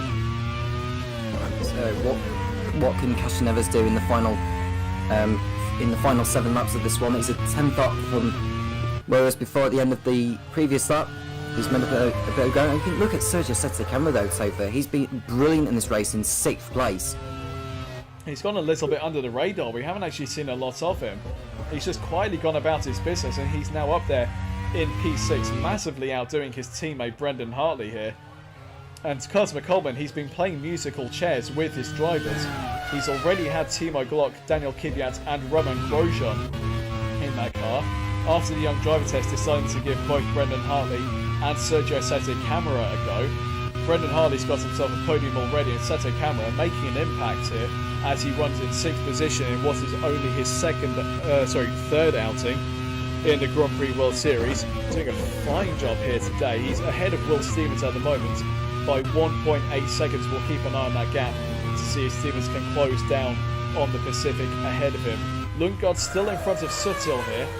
That gap has increased to 2 seconds, so Suttel once again finding himself behind that Scuderia Coloni.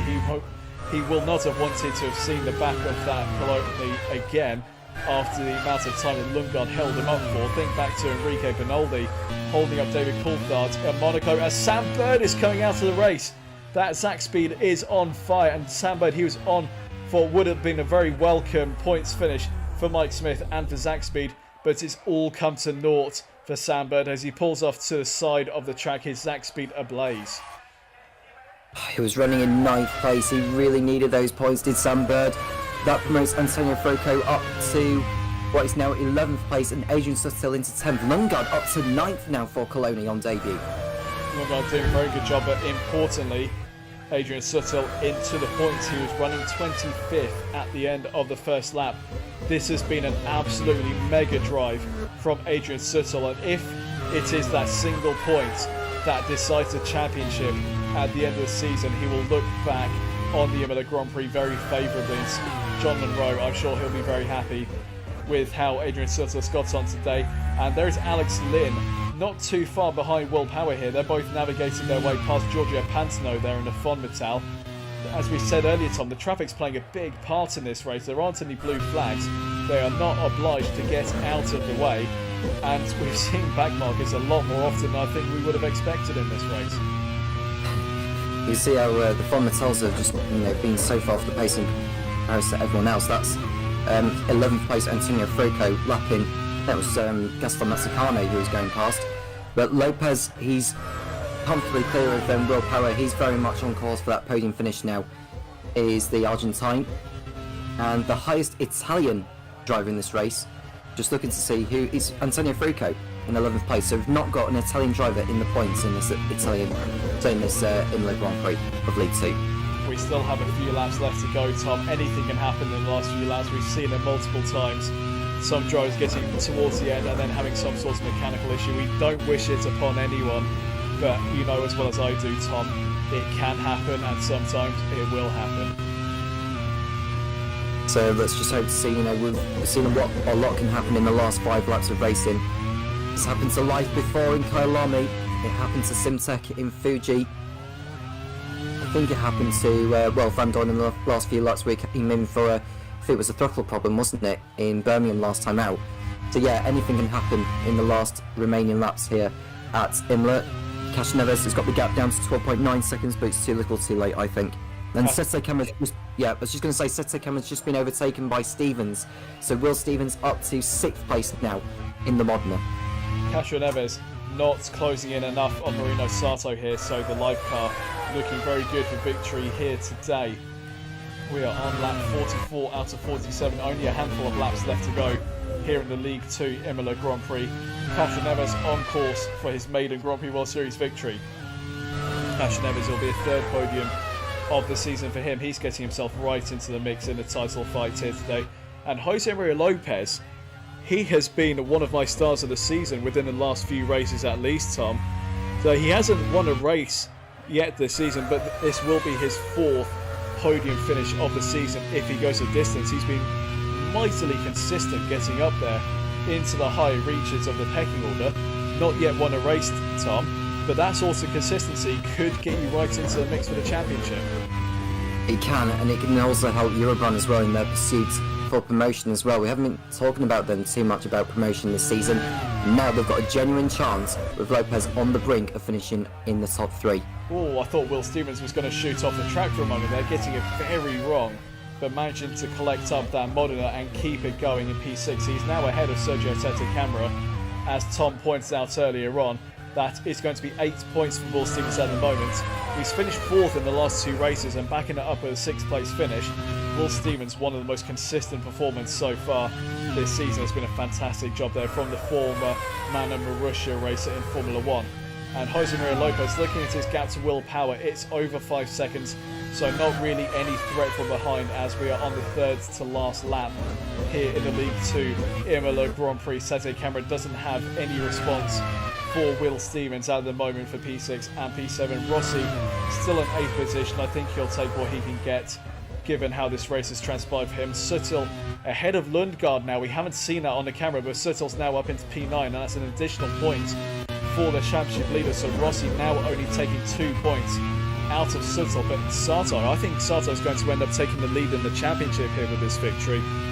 Just having a look at what the points are at the moment. Sato had pole position, and he's going to get the win, which will put him up to 92 points. I make that. Suttel will get 2 points, which puts him on 83. Rossi will get 4 points, which will put him on 69. Castro Neves, currently on 56, will get 18 points, so he's up there on 74. So it looks like Marino Sato is going to become another championship leader in this title race, as Alex Lynn right up the back of Will Power now. Sorry to cut across you there, Tom. Alex Lynn getting right up the back of Will Power here, so maybe a late change for P4 here. This is going to be very interesting all the way to the line. Will Power's also got a little bit of traffic in front of him in the form of both of the Reals, I think. One Modena and one Real. So Will Power, he'll want to dispatch them as soon as possible and not lose too much time, especially with the hard charging Alex Lynn right behind him. So Castro Neves not gaining enough, but I'm sure he'll be happy with his 2nd place finish. He'll maybe pitting him twice and Sato going on the one-stop strategy. The one-stop strategy proving to be the right one on this occasion. There's Will Power just lapping the Real by the looks of it and going through. Jack Aiken came into the pits as well, Topher, with a problem of some sort. He must be back out on circuit now, but that's potentially probably a 14th place finish gone out of the window for him. Well, it wouldn't be any points for Jack Aiken anyway, so quite elementary at this point. As we look at Antonio Fuoco there in P11, he's right behind Christian Lundgaard. Can he steal a point away here? Lundgaard hoping to get a point on Davey here today, which would be just reward for the mega defensive work he's done against the likes of Adrian Suttel earlier on. But can Fuoco steal that point away? We are on the penultimate lap here in Imola, and looks really good now for Marino Sato. He's only got a lap and a bit left to complete. He's about to start the last lap now, actually. He's coming out of the final pause, and yes, he's just gone through to start his final lap now. There is Jack Aiken. He is indeed back out on track. He came into the pits for a forced pit stop. We're not sure what the issue was there, but he's back out on track now, down in P17. I think that's said on the graphic just now. So no points forthcoming for the Force India team today, who are currently 10th in the standings. They were dead last earlier on in the season. Then Ed Spencer took the decision to change up his driver lineup, brought in Jack Aitken and Sergei Sorokin, and it's been a bit of a change of fortunes, Tom, but not really enough to challenge at the front now. As Fuoco's down the inside of Lundgaard and is into 10th. Can Lundgaard take this back now? Actually, no. Fuoco closing a door on him there. Lundgaard losing out on a point on debut here. Yeah, it's a shame there for the Colonial team, but Fuoco had enough pace. He's pitted 3 times in this one, which perhaps explains why he's been so quick. And now he's on course for a point after all. And his teammate Marino Sato is about to take a very convincing victory here. It is going to be our 15th Grand Prix winner in 19 races across the course of the Grand Prix World Series in Season 2. What a performance it has been from this guy. He went on to an alternate one-stop strategy. He put in the legwork when it mattered, and he is going to be rewarded with his maiden Grand Prix World Series victory. A fantastic drive for Marino Sato. He's out of final corner, a blast to the line, and Marino Sato wins the League 2 Imola Grand Prix. A mega drive there from the Japanese driver, and fully deserving of his first victory in the Grand Prix World Series. Lucas Di Grassi on P13, and here Castro Neves, the 3rd podium for him in his career. That's his 2nd place for the Brazilian. Jose Maria Lopez will come home in P3 for his 4th podium of the season. Fantastic result there from the Euro run. Now, what's it going to be between Power and Lin? Will Power's just holding off Alex Lin to the line there. He came close but no cigar on that occasion. Still a very fine performance from both of those drivers. Conway and Aitken across the line, as is Pantano. P6 is going to be Will Stevens. There he is across the line. 7th place, Sergio Sette Camera. What a drive by him. As Rossi, he gets close to the back of the Brazilian, but has to settle for P8. And my driver of the day right here, Tom, Adrian Sutil, last to 9th. What a performance by him. It was a great recovery, but my drive of the day is going to go to Jose Maria Lopez, because he's been excellent from start to finish. We didn't expect him to be as high up as he was. He got that blinder of a start, Topher, if you remember, and he was untroubled really throughout. Obviously, it was a shame losing second to Castro Neves, but it was going to be very difficult for him to hold on. But what a brilliant performance from Marino Sato. He really needed that result. Lundgaard just missing out on points there in P11 on debut. Still a strong result by him. Here are your results. Marino Sato wins ahead of Hideo Castro Neves, our 15th winner out of 19 races. Lopez in 3rd, another strong podium for him. Will Power in 4th, 2 Leighton Houses in the top 4 today, just ahead of Alex Lin, another strong performance by him in the HRT. Will Stevens ahead of Sergio Sette Camera, then Alex Rossi and our former championship leader Adrian Sutil 9th, Fuoco stealing away the final points in 10th, then Lundgaard, Hartley, Di Grassi, Turvey, Speed, Conway, Aitken, Pantano and Mazzucani rounding out the finishes. And our retirements, Sam Bird, Sergei Sorokin, Winkelhock, D'Ambrosio, Rossi, Alan McNish and Callum Ilott out at turn 1. Fastest lap of the race goes to Alex Lin. What a performance by him. That is another point there for the HRT driver. Tom, an absolutely fantastic League 2 race there. And another victor this season. It's been so competitive. We might even get a new winner in the race later on. It's possible. And we've learned that the one-stop strategy is the way to go, but you have to consider traffic as well, Topher. So you need good track position before you pit in and learn where you'll come back out as well in regards to traffic. Well, that was highly enjoyable. Congratulations to Marino Sato, to the Life team and Andrew Sampson. A victory there for them today. We still have the League 1 race yet to come. Make sure you stick around. We're going to have a break of 5 minutes and then we will bring you all the action from the League 1 race. Stay tuned. Ah, what music! There is no terrible way to win.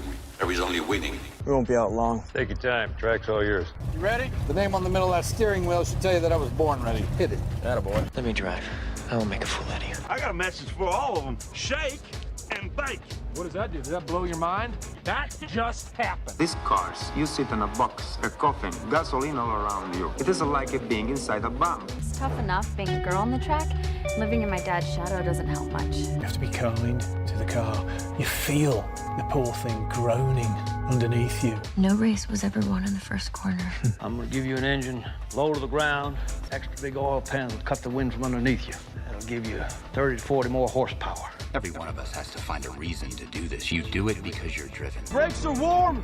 Tires are warm. I'll work in the cars and I'll drive and I'll eat and sleep and I'll work in the cars and I'll drive.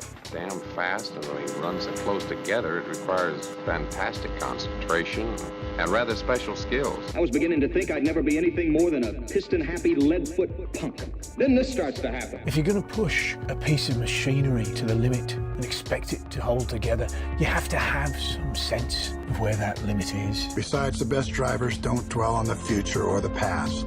The best drivers focus only on the present. They could never have imagined it, those pioneers who invented the automobile, that it would possess us like this in our imaginations, our dreams. I'm gonna give you a fuel line that will hold an extra gallon of gas. I'm gonna shave half an inch off you and shape you like a bullet. Somebody put it in your mind you gotta be perfect every time out or you're a failure. Well, forget that. Just forget it. Racing is in my blood. I was put on this earth to race cars. I accept every time I get in my car. There's 20% chance I could die, and I can live with it, but not 1% more. No, Nicky, don't bring the percentages into this. Don't be a pro. The minute you do that, you kill what's good about this. You kill the sport. And at that speed, your reactions can barely keep up with these sudden changes in direction. You ready to put away your toys and grow up?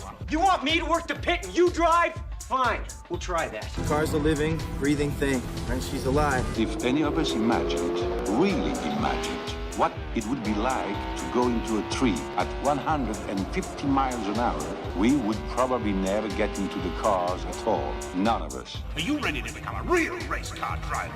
I am just as good as anybody out there on that track, and I don't need anybody to win my races for me. I wish my daddy were alive to see this, to feel this. And when we get you prime painted and weighed, you'll be ready to go out on that racetrack. You hear me?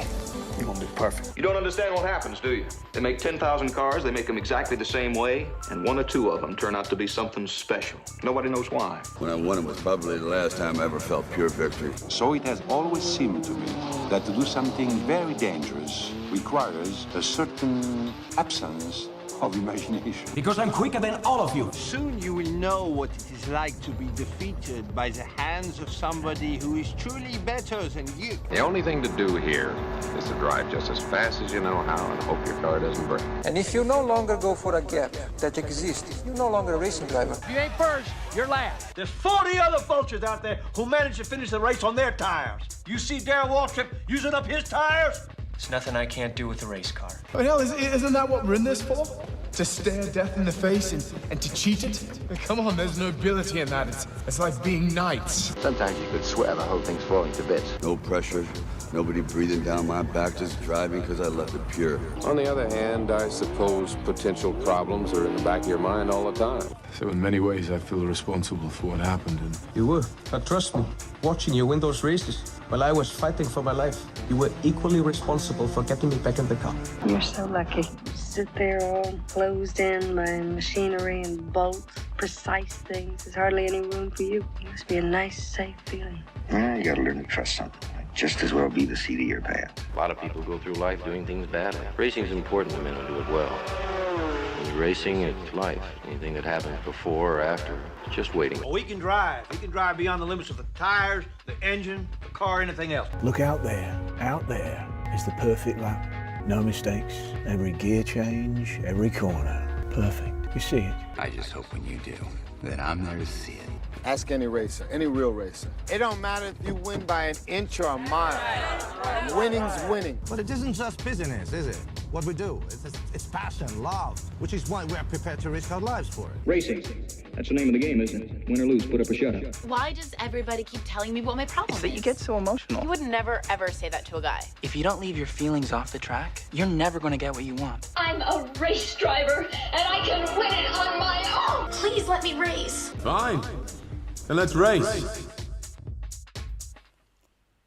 And we are back. It is time for the League One race here at Imola. We had a fantastic League One race just now, which was won by Marino Sato in the life car. Tom, it was very enjoyable, and we now have a League One to look forward to.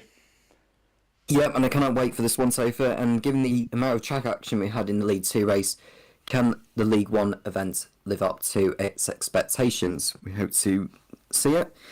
And on a circuit like Imola that we all truly love, can these drivers of League 1 do even better than those in League 2? Just one driver change to make you aware of heading into the League One race. It is at Midland. Thiago Monteiro back into the car instead of Lewis Williamson, who was given a one-off performance by Michael Gillespie at his home event in Birmingham. And he performed reasonably well, Tom, but not really enough for Michael Gillespie to give him the seat for the rest of the season. No, I'd like to see Williamson be given another chance. I think once Midland are pretty much safe from relegation, if they do find themselves in that position, I think Williamson will be given another go. As it stands, Thiago Monteiro back into the car for this event here at Imola. Let's have a quick look at the driver standings going into this race. Antonio Felix da Costa still in the lead of the championship with 77 points, but only 6 ahead of Kevin Magnussen, our winner last time out, and he has fired himself into contention for this championship. And Tom, don't forget, this was a driver who very nearly lost his seat at AGS, and he's now repaid that faith with a victory last time out, and is now right in there in the thick of things for the championship. Magnussen doing a really, really good job actually in the AGS in the last few rounds, including that victory in Birmingham. Can he keep that up here at Imola? And if you have to look at how Super Aguri are doing as well, they're just picking up points everywhere they can really, hence why they are up there in the team standings. But the quickest team, you have to say by far, is Simtek, but they haven't always been getting to the end of races, Topher. It's that fine balance of power versus reliability in the last upgrade window. Scott Woodward putting all of his money into power and not upgrading the reliability of the car at all. So they have a very fast package that puts on pole position time and time again, but they don't always get to the end of races. That is why Van Dorn and Dixon are only 6th and 7th in the standings at the moment. And then Kazuki Nakajima is there on 48, Buemi on 46, and Sato in 10th on 45 points. But looking at this, Tom, any of the top 7 from this championship could lead at the end of today's race. That is very, very true. And whilst we may want to talk about the top 7, there are still some drivers out there that can just throw themselves right into contention. And if you look at where the drivers have lined up on the grid today, Sebastian Buemi all of a sudden could find himself in the top 10 or in the top 7 with his form right now. I mean, Buemi at the moment, he's not had the best of seasons, although he's 9th in the championship. He did come close to a points finish last time out in Birmingham. He's on 46 points, so if he got a win today, it would be tied on points with Franz and Magnussen if they don't score. So a lot can change. Right, a quick look at the team standings here. And Tom, talk us through this one because this is getting really intriguing as well. Take us through the order here. Yep, so Super Aguri top of the table by 16 points over Simtek, with Onyx a further 10 points behind, given their recent good form. AGS with that victory, courtesy of Kevin Magnussen, find themselves up in 4th place ahead of BM's Scuderia Italia and Arrows, who have struggled recently. BAR are well and truly safe from relegation. They're on 64 points realistically away from the drop zone. But you have to say, in terms of who could potentially end up being relegated, it is 6 teams in the fight to stay up between Manor, Midland, Minardi, Frost, Forty, and MasterCard Lola. Now, I'd be interested to see what the situation is in regards to the drop zone, Topher, if you want me to fill in on where they are. So, at the moment, with the League One team standings, Manor are in 8th with 41. It's Midland in 9th with 38. Minardi in 10th with 32. Then we've got 40, the first of the teams in the drop zone, on 25. Prost on 20, and MasterCard Lola on 5. So I think it's fairly safe to say, Tom, that MasterCard Lola will be going down into League 2 for next season. There's not really anything they're getting in the way of results here this season. A couple of points finishes here and there, but nothing too much to write home about. But who is going to join them? Is it going to be Prost and 40, or can they overtake the likes of Minardi and Midland? There's still a lot of intrigue heading forward into the last few rounds of this season. I wouldn't want to call it, Tom, but I'm afraid I have to as commentator with you alongside me. But, what do you think in terms of the final few races? Are we going to get a titanic scrap that might end up being decided at Laguna Seca, do you think? All right, absolutely. You can see the championship going, one way and then another way, and then it just keeps twisting and turning, both the drivers and the team standings. And without a shadow of a doubt, with 45 points, of which the team can score in one round, and for a driver it's 27, you have to say the championship is most certainly going to go down to the wire at Laguna Seca in August. Right, there's so much to think about, but for now, let's get down to trackside and get the League One Imola Grand Prix underway. And surprise, surprise, it's Scott Dixon on pole for Simtek, yet another pole position for Scott Woodward and the team. But Sebastian Buemi splitting the two Simteks there in P2, a fantastic qualifying by him. Kevin Magnussen, our winner last time out in P4, continuing his strong form. Championship leader Antonio Felix da Costa, P5, ahead of Sebastian Bourdais, our winner in Istanbul. Marco Andretti will want to get onto the podium from row 4, and he's alongside Nico Hülkenberg there in the Arrows. The second Arrows of Kamui Kobayashi heads up row 5 ahead of Pascal Wehrlein in the AGS. Nick de Vries in the BAR ahead of Alex Albon in the Manor on row 6. Row 7, Kazuki Nakajima ahead of Robin Frains. Nelson Piquet Jr. having a strong start to his Grand Prix World Series career in P8. Row 8. Paul di Resta there alongside the Brazilian. Danny Onkandea, new to the Minardi team, he's on row 9 ahead of Jaime Alguersuari in the Prost.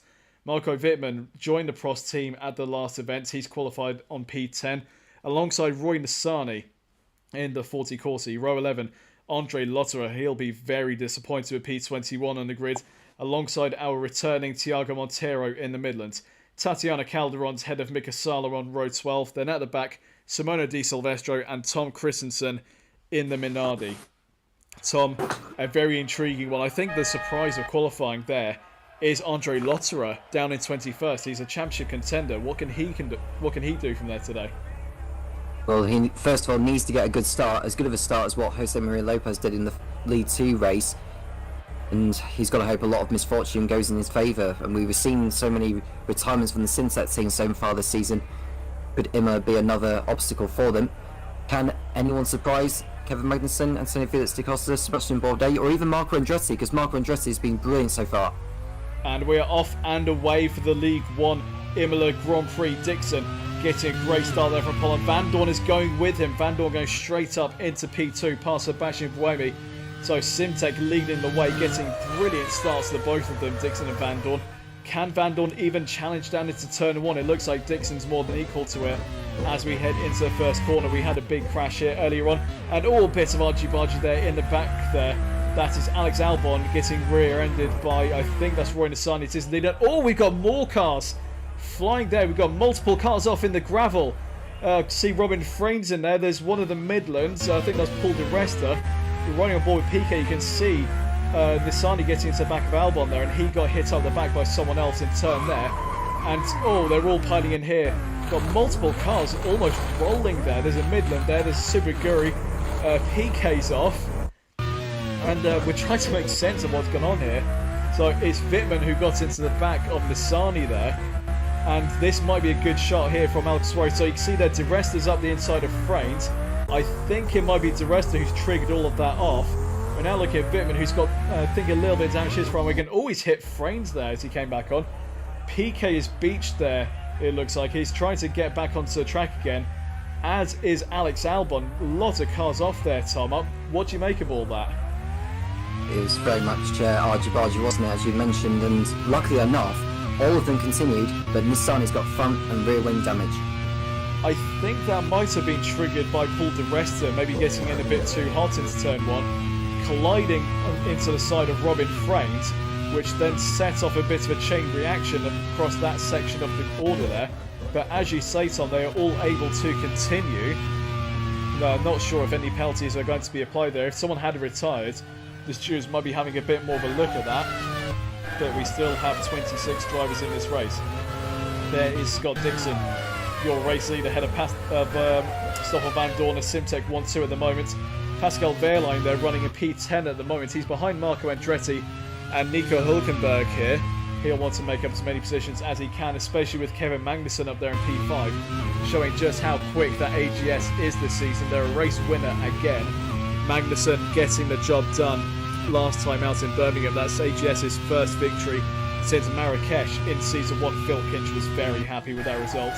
And Sebastian Buemi trying to get past Stoffel Van Dorn here, so that BAR has a good amount of power in it, it seems. And Van Dorn having to defend from Buemi in the early parts of the race, but Buemi down the inside, and that is P2 for the Swiss driver. This will be pleasing Tom Butterworth and the team. They need a strong result this season, and at the moment Buemi is delivering one for them. So it was a good move from Buemi down into Tamburello. Now is Topher Van Dorn going to lose the position into Da Costa? The answer is no. And so we weren't going to see moves down at the Villeneuve S, and we're still not. Villeneuve under pressure now from Da Costa and Magnussen, and Nissany, the only driver coming into the pits at the end of the lap. Roy Nissany coming in to repair the damage. He lost his front wing on the back of Alex Albon and lost his rear wing after a punt from Marco Wittmann, I believe it was, in the Prost. Sam Hall in the YouTube live chat calling for a 30-second penalty for Di Resta on that incident. What do you make of that one, Tom? It's very difficult to say. I didn't quite see the bit where Di Resta actually kick-started it, so Sam may have better eyes, so I may need to have a look back on it on the footage. But I think it's very tough for the stewards to decide on whose fault it was. To me, at least, it did look like it was Di Resta that got it wrong into turn 1 and ploughed into the side of frames. But we will have to wait and see what the stewards decide on that one. And looking at the front, we're looking at the Lola of Tatiana Calderon there, but at the front, Dixon 2.4 seconds up on Sebastian Buemi at the moment. He's had a mega start to this race. He floored it off the line, got the advantage into turn 1 and hasn't looked back since. There's a new faster lap at 22.3 from Dixon. Buemi now down to 2.7 behind the race leader now, as Da Costa's coming under pressure from Kevin Magnussen here. He's shutting the door, and Da Costa, he'll want to make up for his retirement last time out in Birmingham, where he turned in too early into a chicane and broke his car. Magnussen is down the inside and takes P4 away from Da Costa. Now this is going to be vital in a championship fight, because Kevin Magnussen's victory last time out, Tom, it put him into second place and getting past the championship leader. Magnussen's eyeing up the lead of the championship here. Kobayashi trying to make a move on Da Costa into the Villeneuve S, still can't do it there. Buemi 3 seconds behind Dixon in the battle for the lead. Nick de Vries continuing to put on an impression for Tom Butterworth at BAR. I wonder if anyone may be interested in Jean-Luc Verne's services for next season. He is, at the moment, a reserve driver at BAR. I can imagine he'll be on the market for next season. I still find it quite incredible how Verne was even dropped in the first place. I mean, De Vries is doing a fine job there in a BAR. We ride aboard with him at the moment, all over the back of Kamui Kobayashi. But Jean-Luc Verne is our reigning champion. He's had a really poor start to the season, and Tom Butterworth thought, if you're not performing, you're not keeping your seat. So Nick de Vries was brought in to replace the Frenchman. He hasn't seen any drive time since, apart from at the young driver test. You would have thought that Vernon would be up there fighting for the championship again, Tom, but for some reason, just not working out for the Frenchman so far this season. No, definitely not, and I'd like to see him back before the season finishes, just to prove that he's still got it. And whether it's BAR or another team that he races for, remains to be seen. So we look at Nick de Vries all over the back of the arrows of Kamui Kobayashi. Can he get the move done into Tamburello corner? He won't be able to do it before that left kink. I'll have to just get into the slipstream of Kobayashi. You know, he's going to do it into Tamburello. We'll have a look. No, he can't do it from there. So de Vries stays in 7th. He's stretching out his margin over Buemi. Looking very racy at the moment, though, is de Vries. Here is Stoffel Van Dorn, they've dropped the pack behind them to Magnussen and Da Costa and all that. He's keeping Buemi honest at the moment. A gap of 1.4 between the Swiss and the Belgian. But again, Piquet Jr. getting a little bit wide there coming out of Tamburello. He was one of the drivers caught up in that turn 1 instance earlier on in the race. It looks like he hasn't got any damage on his car and he is able to continue. But all the way down in 21st position, not what he or Emma Featherstone would have wanted for the Brazilian in this race. He started in P15 for this one and was hoping to move forward into a points-paying position, but getting caught out in that melee at the start and now running down in 21st position. Scott Dixon, your race leader, 3.8 seconds in the lead.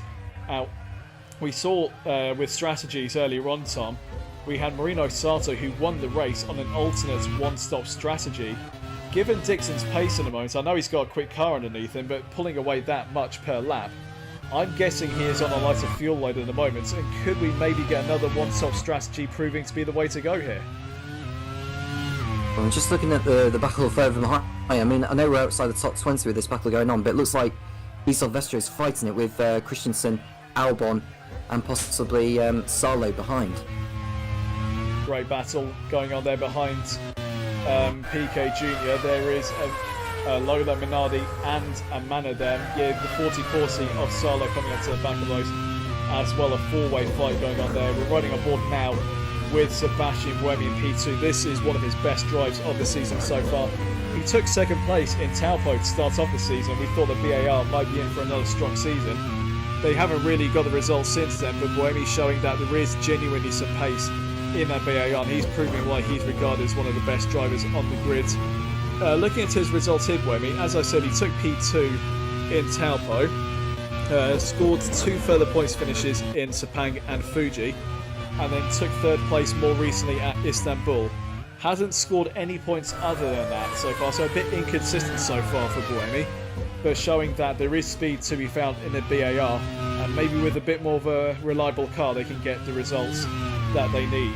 Buemi now forming the meat of a Syntex sandwich, and here is Robin Frames. He was also caught up in that melee earlier on, putting a move on Paul Di Resta for P15. Di Resta maybe with a penalty incoming for this race. We'll have to wait and see what the stewards decide to do about that one. Frames tries to work his way forward. He's also in contention for this championship, Tom. P14, not where he wants to be. Definitely not. And looking at Magnussen, who's got past De Costa now for 4th place. Costa beginning to lose ground actually on the day, although he is still within a second of him. And looking further down the field, we've got Hulkenberg in 8th for Arrows, and looking further down you can see all those who are caught up in the mayhem where they are right now, particularly Albon, Calderon, Salo, Christensen, PK Jr. and Nissani a long way back in 26th place after needing to make an unscheduled stop at the end of lap 1. So it's just been confirmed by Race Control the Turn 1 incident is under investigation. So they will be checking the replays of it and deciding was anyone at fault or was it a racing incident. There was certainly a lot of cars affected by that one.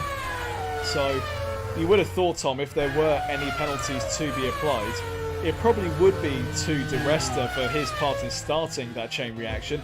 But could it just simply be labelled as a racing incident, do you think?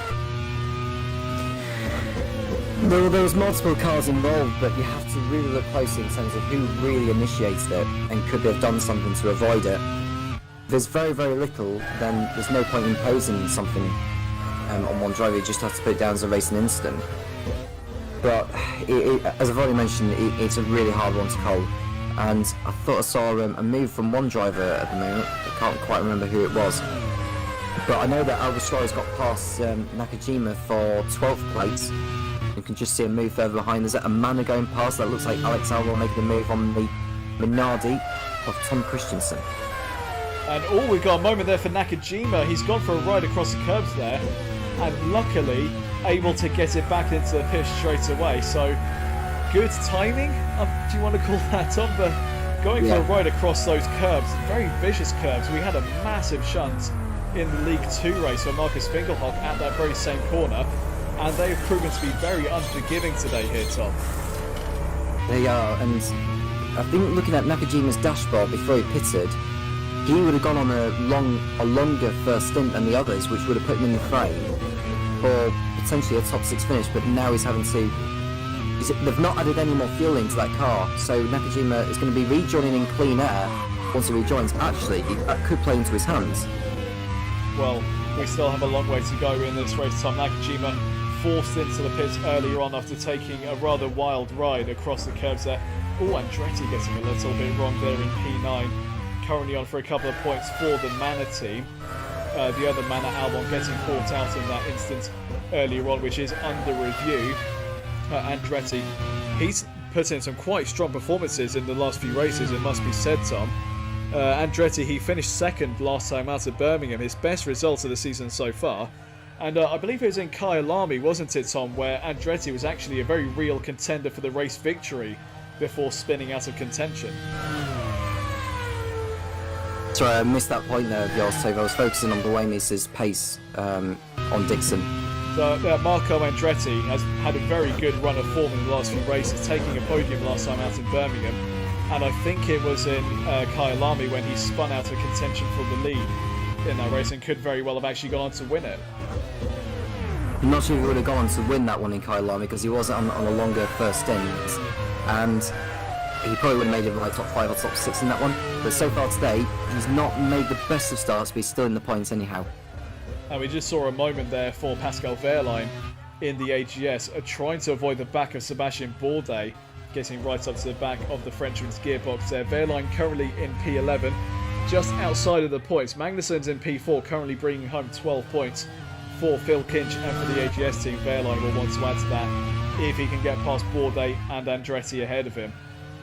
Looking right now at Sebastian Buemi, he's got the gap to Van Dorn behind him of 3.2 seconds. Buemi driving beautifully here, but not quite as beautifully as Scott Dixon. 6.6 seconds in the lead is the Kiwi, and he's dominating this event at the moment.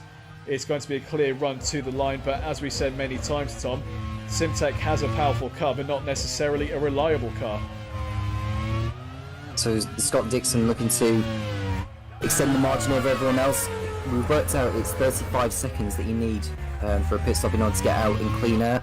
At the moment, Marco Wittmann is 28 seconds off the lead in 15th place, so Scott Dixon needs to play more of a gap over everyone else, to be honest with you. And we just saw PK Jr. there getting his way back up the order, showing what pace he has in that BMS Scuderia Italia, making the move on Thiago Montero in the Midland. A gap up to 6.9 seconds at the front. Lap 9 out of 47, Dixon leads ahead of Sebastian Buemi. Stoffel Van Dorn putting both Simtex into the top 3. Kevin Magnussen, our latest race winner, is in 4th, ahead of our championship leader Antonio Felix da Costa. Oh, a little bit of a lock up there for Kevin Magnussen, but he's able to keep that AGS pointing in the right direction. And behind them you can see up the road, Kamui Kobayashi is in P6 ahead of Nick de Vries in the BAR, then Hulkenberg in 8th, Andretti in 9th, and Bourdais in 10th. 21.3 seconds covers the top 10 at the moment. Plenty of intrigue for this race, plenty of battles that have the potential to get quite spicy in this race. And Dixon out ahead of it all, 7.4 seconds in the lead. He continues to build up that gap here, and pretty soon, Tom, we are going to start thinking about the first round of pit stops for our 2 stoppers, and we will find out who is on the alternate 1-stop strategy. Will do. So I wonder if Dixon will be one of those on the 2-stop. If he is, I'd be interested to know what Buemi is on and Van Dorn as well, because we've worked out that the 1-stop was the quicker stop to go for in the League 2 race. I think Dixon's lead at the moment, he's stretching, is actually bigger than what Castro Neves was extending in the first stint of the League 2 event. Looking further down the order, Wehrlein is half a second behind Sebastian Bourdais for P10 here. We might get a change of position there soon. Jaime Alguersuari running well in the Prost in P12 there. Maybe he could rise up the order and pick up a few points as Prost fights against relegation this season. Frames in P13 ahead of Di Resta, under investigation and maybe not quite feeling it today. I think he might be a little bit low on motivation after Scotland's exit from the Euros yesterday. Not that I want to bring football into motor racing, but anyway, Di Resta usually running further up the order than this, but caught up in the turn 1 melee and believed to potentially be the cause of that. So if there is a penalty forthcoming, we will let you know as soon as possible. And Marco Wittmann, our newcomer for the Prost team, running in P15 at the moment. Wittmann less than 3 seconds behind Di Resta, so he's got a bit of ground to make up on the Scot. Alguersuari 6/10 off Wehrlein in the back. Did you see Dixon making a mistake into Vatsabur got away with it? So you got to say about Alguersuari, who's right on the tail of Wehrlein as they come into the Variante. They can't quite make the move yet, but I think we're not far away for some pit stops, Mr. Smith. Well, Mr. Cairns, we are on lap 11 out of 47. I believe our first scheduled pit stop in the League 2 race earlier on was on lap 13, if I remember correctly. So we are not that far away at all. Sebastian Buemi, he continues to lead, maybe on a bit of a heavier fuel load compared to Dixon here. And Wittmann's gone off, and it's a huge shunt there for Wittmann. That is almost a carbon copy of what happened to Winkelhock in the League 2 race. We ride on board with the German. He's done exactly the same as what happened to Winkelhock in the Europe run earlier on today. Got it wrong into the final corner, gone across those quite lethal curbs, and has smashed into the barrier, ripping off. Is that all 4 wheels off his wagon there? Oh, no, there's 1 remaining on the rear right. But still a huge hit there for Wittmann, Tom.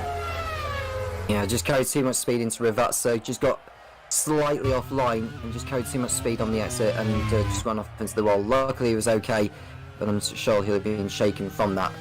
See Nakajima on his fresh set of tyres going up into, well, 24th place it is for him now. He's still got some ground to make up on Calderon ahead of him, but at least he's got some clean air.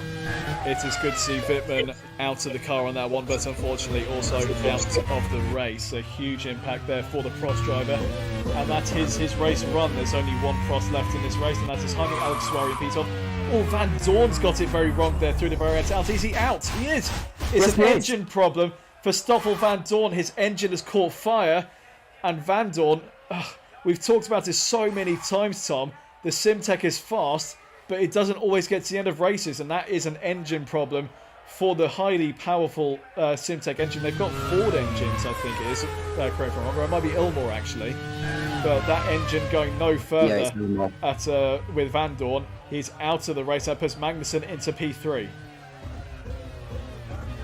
It's a really, really bad sign that for the Simtek team. It is bad luck going to strike them again here at Imola with their quest of going for the drivers and the team's championship. So we've got 1 Simtek out, 1 Prost out. Who's next to join him? Well, Scott Woodward at the helm of the Simtek team, taking the Jeremy Clarkson approach of power. All he has spent his money on this season is the power of the car. He's spent next to nothing improving his reliability. He's going all or nothing, basically. And it has got him 4 race wins this season, but not really any other points on top of those. He's got pole position points and a couple of lower points finishes from when they've had a problem earlier on and recovered to P8 or P9. But is it really a strategy that's going to work when it comes to the end of the season? Super Aguri's leading the championship on consistency. Super Aguri yet to win a race this season, but they are at the head of the championship by getting plenty of podiums, plenty of points, while Simtek are either winning or busting at the moment.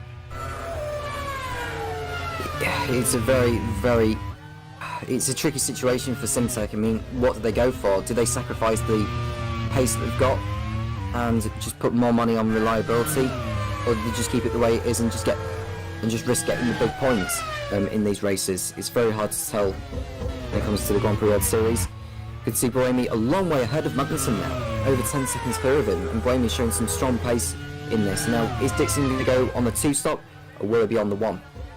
Well, for Simtek and for Scott Woodward, it's a bold strategy. Let's see if it pays off. Dixon, 9.5 seconds in the lead of this race, lap 13 out of 47. This is around about the time where we started to see the 2 stoppers in the League 2 race. So we will keep an eye to see who comes in the next couple of laps. There is Nick de Vries running in P6 now by virtue of Van Dorn's retirement, still keeping Kamui Kobayashi honest here, not pushing the car too much, but de Vries looking at anything more to just bring home some points for the BAR team. He won't want to take too much out of the car or out of the tyres. Nico Hulkenberg's there behind in P7, falling off the back of this little battle here.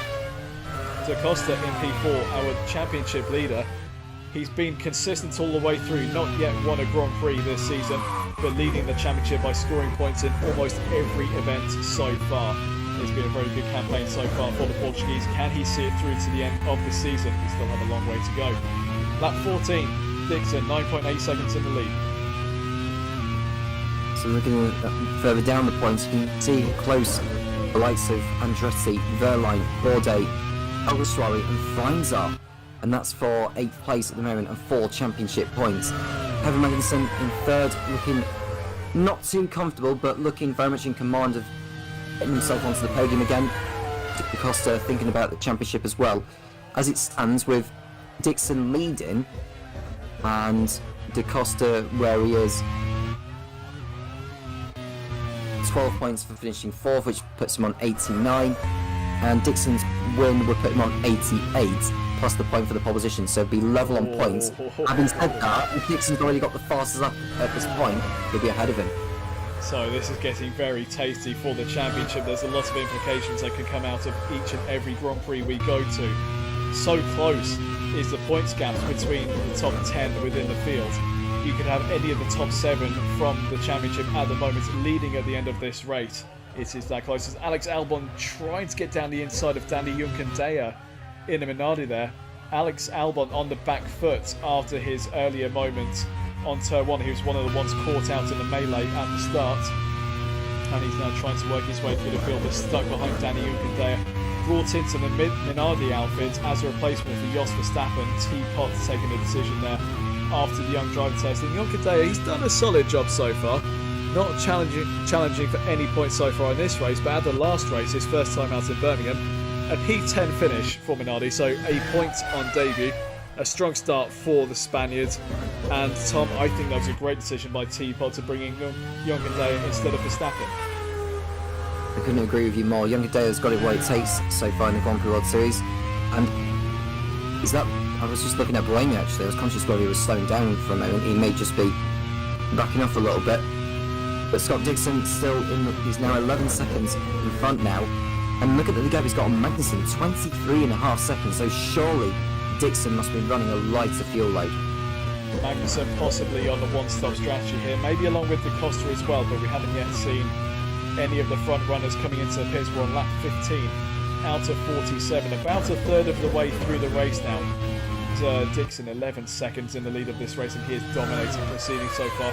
But is there worry on the Simtech garage after Van Dorn's retirement as Di Silvestro loses out there to one of the 40 courses? I think that was Mika Salo going past the Swiss Miss, the Iron Maiden there. So no fights for any points there, but maybe more for pride than anything as Lola. They want to try and get out of the relegation zone, but if they're not scoring the points, then they're not going to advance up the order. The same could possibly be said about 40 Corsi. They're down in the relegation zone now and not on to score any points. So Dave Goddard maybe having to think about what to do for the remainder of the season. Oh, Lotterer got a little bit wide there, very nearly dipping 2 wheels into the gravel. Now, Andre Lotterer, he's up into P14, starting in 21st, so he's having a great drive here. It's a German. He's very much in contention for this championship, and he is a race winner this season, taking an absolutely amazing victory at the Fuji race. One of 3 podiums he's had so far. He's right up there, fighting for the championship, but very disappointing qualifying for this race. 21st on the grid with no real explanation as to where his pace went on. Just didn't really have the pace when it mattered. Which driver are you referring to again, Topher? Just filling in. Lotterer, yeah. I mean, Lotterer's just not had the pace here today at all. And the last few rounds, looking at his run of results, he finished 3rd in Birmingham, 5th in Istanbul, and the 2 races before that he wasn't in the points. So, yeah, I mean, I don't know if it's just back to reality for Lotterer, or this is just a one-off for him. He just hasn't quite had the pace. There's yellow flag, someone's had a moment. And Nick de Vries is out of the race. The BAR driver was having a very strong run up there in the points. And what has happened to the Dutchman, we haven't seen it on camera, and it looks like we might not get a replay of it. But Nick de Vries out of this race. I'm sure we will get confirmation of that later on. And here we go, Tom. Scott Dixon into the pits. To Dixon, where will he come back out? And it depends also who else decides to make it stop. Buemi's in. Now, will that allow Magnussen to take the lead for the time being at least?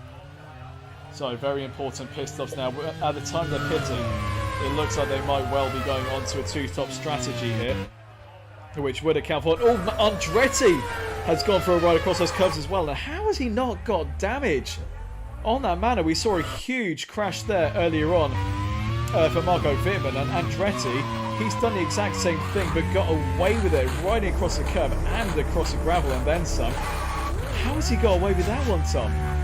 I don't know. I mean, that baffles me, does that? Oh, he rejoined. And the thing is as well, I wonder if the stewards will look at that, is the way he rejoined back on the circuit, because he nearly took out the Onyx of Sebastian Bourdais as well. I think that will be under investigation. Well, was Andretti fully in control of that? Could he have really done that much? I think he was very lucky that he didn't actually collect any of them. But Andretti, a very lucky boy there. He's dropped down to P9 as a result of that. That could have been another humongous shunt today in the Grand Prix World Series. I can't quite get my head around how Andretti's got away with that one. We saw it earlier on for Winkelhock and for Wittmann. Andretti having pretty much the exact same mistake across the curbs, but no apparent damage to the car. That is so lucky for Sam Hall And for the Manor team, they recently relocated to the Gold Coast in Australia, now running under an Australian licence. So maybe a little bit of Aussie luck coming their way on that one. Yeah, Andretti will be ruining that mistake there. That's crucial points for Manor gone at that point. I mean, he's 9th on the road at the moment, but he's lost his positions by going off the racetrack. And with his teammate Albon well down the order and no chance of scoring points, I think it's going to be very tough for Manor to get anything out of this. And it's good news for Prost as well, because Alguersuari has made up another position. He's now past Robin Frames there into P7, and Mika Salo getting it very wrong there, getting his Forza Corsi all sorts of crossed up there. Sam Hall, the team principal of the Manor team, I think he's contesting what you were saying a bit there, Tom, saying look at the way that he rejoined. He was flying because of the curbs and there's nothing he could have done about that. I think I do agree with Sam there. Andretti, he was out of control across the curbs. I think he did the best job he could have done in collecting that back up again, and we'll just be thankful for no damage there, and I think everyone else will be thankful that he didn't collect anyone in the process. So the stewards might be having a bit of a look at that, but I can't really see that coming to any sort of penalty personally. Well, I mean, we're entitled to our opinions at the end of the day. I mean, Andretti, I think it's because it's such a narrow part of the circuit as well as Rivazza now, or the exit of Rivazza, where in terms of how you rejoin. But it's just the fact that he rejoined sideways as Bourdais was going past. That's why I brought up the issue. Well, maybe something for us to look at after the race.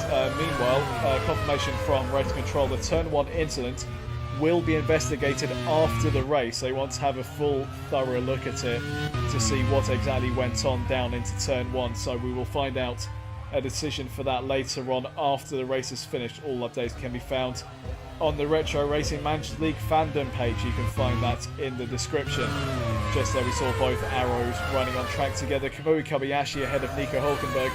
And here is Antonio Felix da Costa running in P2 at the moment, but yet to pits. Kevin Magnussen, now our race leader, but there is Scott Dixon, who is our next race leader and only 3.1 seconds off the lead of this race. So Dixon making his strategy work at the moment, because if he can get past da Costa and Magnussen on track now, he will have a pit stop advantage on both of them.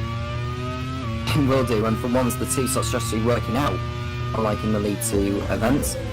And the gap between da Costa and Dixon under 0.8 of a second, so it's just a matter of time before Dixon gets on the tail of da Costa before he has a go, which will probably be at Variante Alta.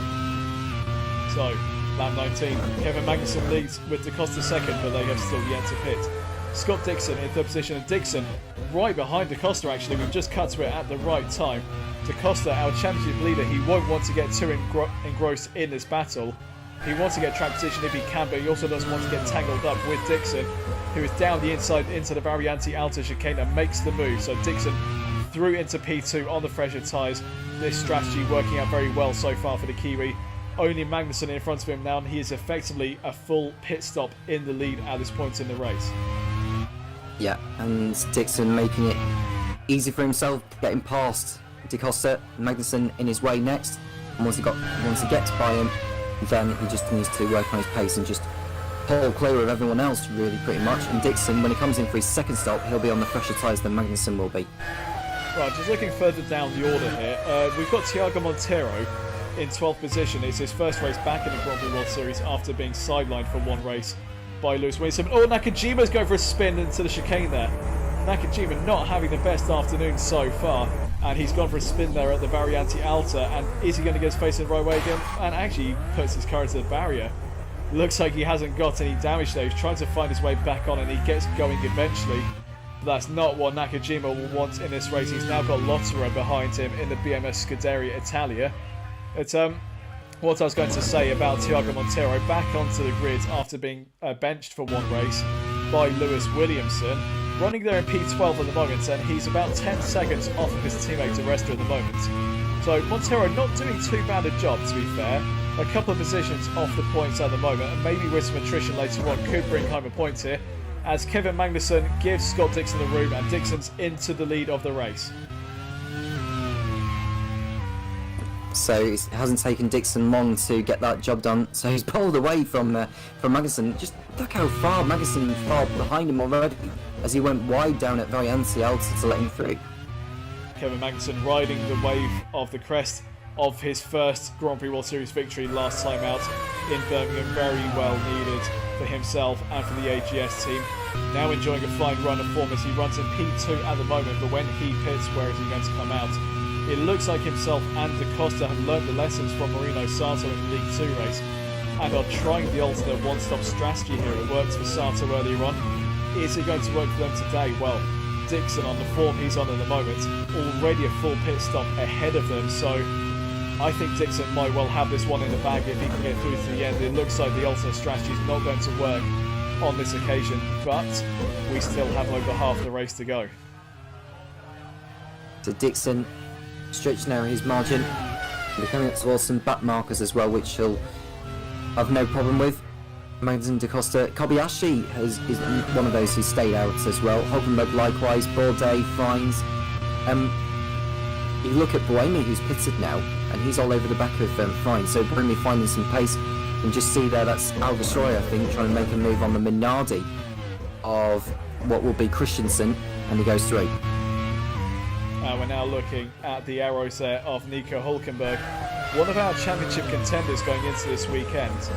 He's been up there fighting pretty much all season so far. He's got a few podiums to his name, including his maiden Grand Prix World Series victory, which he finally took at the Sepang Grand Prix, which led him on a run of 3 podiums in a row, and it propelled him into the lead of the championship at the time. He's now 5th in the championship heading into this race, and only 9 points off the championship lead. He's there or thereabouts in terms of the fight with Antonio Felix da Costa, and Montero getting it a little bit wrong through Variante Alta there, but still running well in P12 behind Danny Juncadella.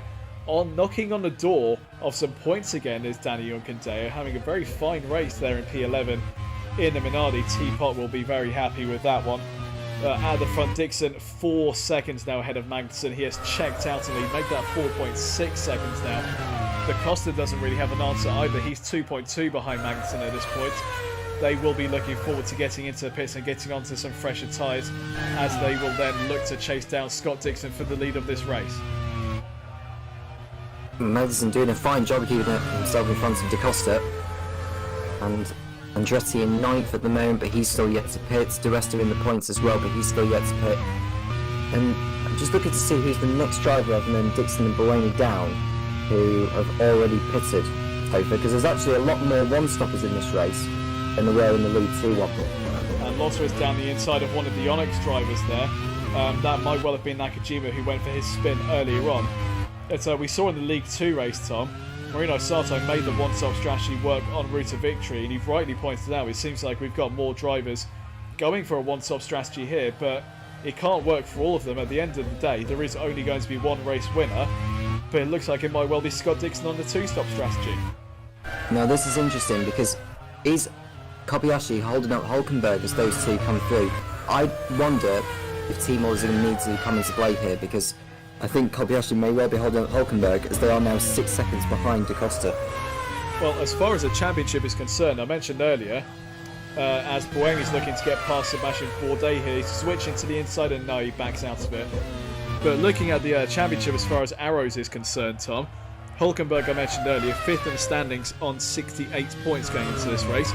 Kamui Kobayashi, 13th on 27 points. He won in Taupo to kick off the season with a win, but since then only 1 point scoring finish. Now is in 9th place at Chennai in India.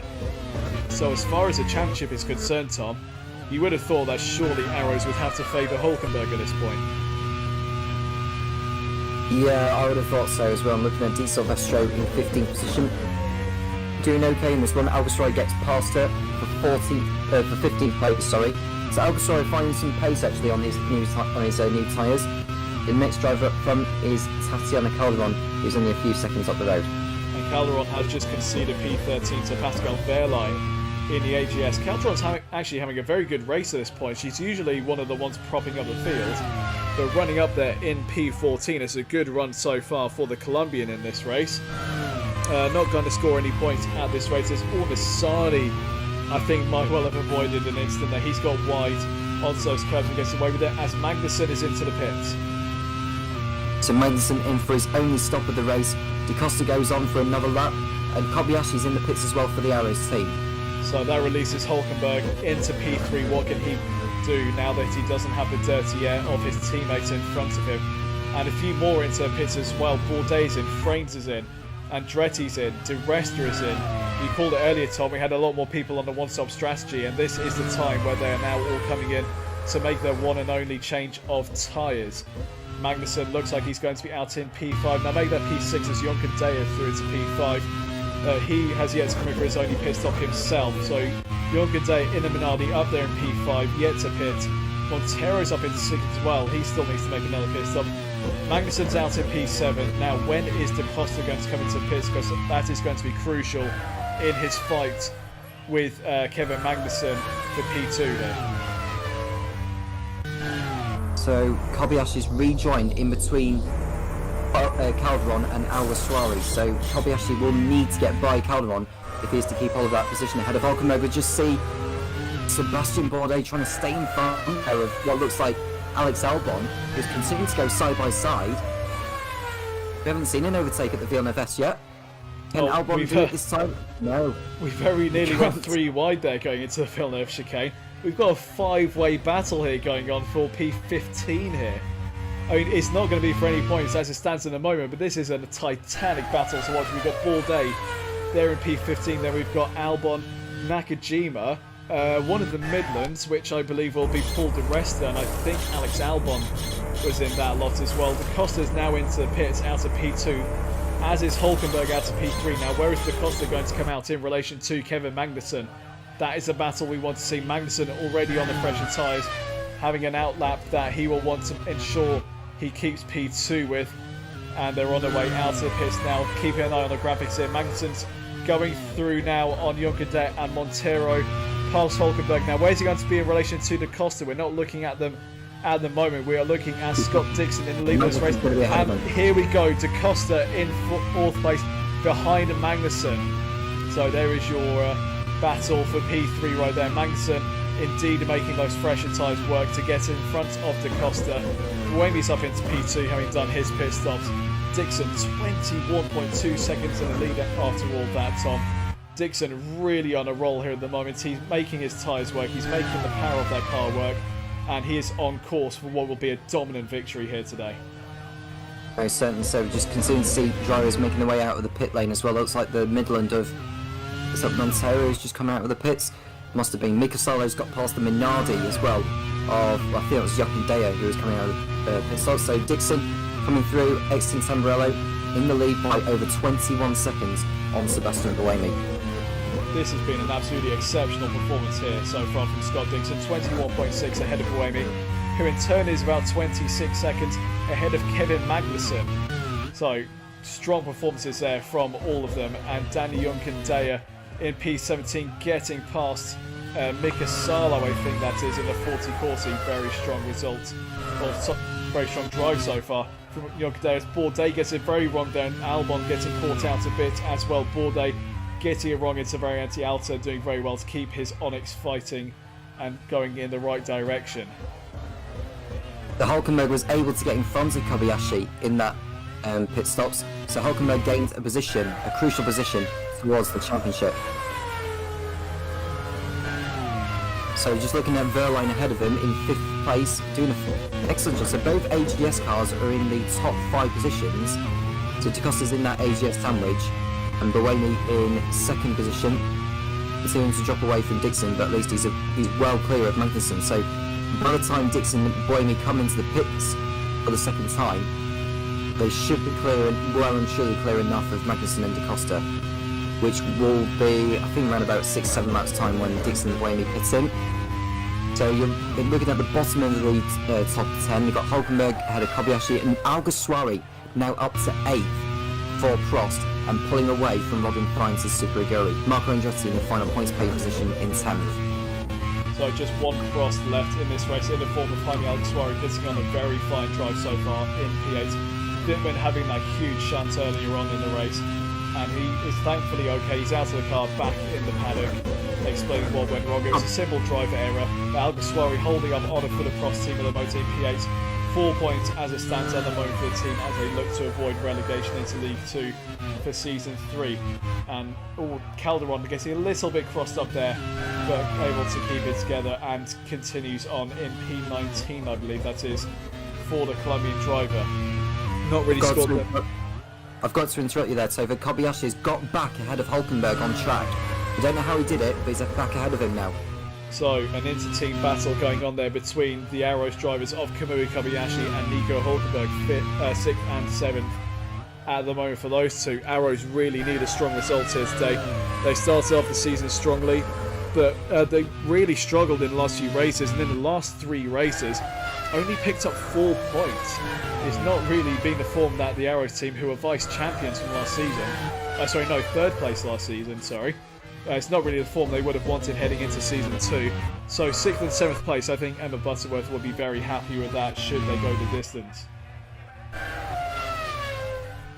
So Arrows looking to increase their points total and close in on everyone else in the team standings. Coming into this race, Arrows were quite some way behind on their 95 points they were on. If they were to come away with the points they've got now, they would move back ahead of BMS Scuderia Italia into 5th place. It'd be quite some way behind Onyx, AGS, Syntec and Super Aguri. Danny Yonkandaya having another little moment there. He's been a little bit ragged in the last few laps, has Yonkandaya, but he's continuing on in P16 at the moment. Was on the fringes of points earlier before coming in for his pit stop. And it's Dixon slowing! Scott Dixon, it's a suspension failure for the Syntec. And we said it earlier, Tom, should they have been worried about Dixon's car with Van Dorn retiring earlier on, but it's not an engine problem. The suspension has failed on our race leader, and Scott Dixon throwing away what is a dominant performance so far. And it's happened again, Tom. It happens so many times. They get themselves into race-winning positions, and then one thing or another happens, and once again Dixon out of the lead. That throws the championship wide open with Dixon and Van Dorn not scoring points. Well, Dixon got the point for the pole position, but still, that is a really bitter blow for Syntec again for their title credentials. And Brony now moves into the lead. It's a long time since we've seen a BAR in the lead of the championship. Well, in the lead of the race, I should say. Magnussen in 2nd now for AGS. DeCosta 3rd for Super Aguri. Verline, Kobayashi, Hulkenberg, Alguersuari, Freins, Andretti and Lotterer all moving up positions into the points. So, Sebastian Buemi in the lead of the Grand Prix. I think that's the first time the BAR has led a race since Season 1. They've taken a couple of podiums this season, but I don't think they've actually led a race until this point this season, Tom. But it'll be a very welcome sight. Alex Albon is slowing down as a puncture. So maybe running over someone else's debris from earlier on, but Albon pulls over to the side of the track at the same place that Dixon went out. There's 2 retirements within the space of a lap. One for our race contending leader, Scott Dixon, and one for Alex Albon, who's just hoping to get some points for the Manor team out of this race, but now not going to get anything. That's another retirement from the Imola Grand Prix. So looking at the championship now as it stands, I'm just trying to get the driver's table up on my screen. DeCosta on course for a 3rd place finish would extend his table on to 92 points. Robin Freins with where he is. He's 8th. He would go on to 75. Magnussen's 2nd place move on to 89. Sorry to cut across you there, Tom. DeCosta's down the inside of Kevin Magnussen, and Magnussen's gone off. So fighting with DeCosta there. Magnussen has gone for a spin. I don't think there was any contact there. We're going to get a replay of it. We're on board with Kevin Magnussen. DeCosta's down the inside here. And yeah, there's no contact there. Magnussen just out onto the marbles, getting it wrong, and his wheel has been ripped off on this really unforgiving gravel. So that battle between them, Magnussen hoping to get into the lead of the championship himself, but he has spun himself out of contention here. That is really dramatic. And also a massive reprieve for DeCosta as far as the championship is concerned, Tom. That's yet another Top Gun out of the race, and that moves his teammate Pascal Wehrlein up into a podium position. Kobayashi 4th, Hulkenberg 5th now. Alguersuari 6th for Prost. That would be a massive haul of points for the team. And this race is still not even done yet. We've still got another 18 laps remaining. So this has gone really dramatic in the last couple of laps. Scott Dixon retires out of the lead with a suspension issue. Alex Albon retires with a puncture, and then Magnussen spins out of contention while fighting with Antonio Felix da Costa there. Sam Hall believes that da Costa did not leave a car's width. Well, that one will have to be contended by the stewards, I'm afraid. They will look into it later on.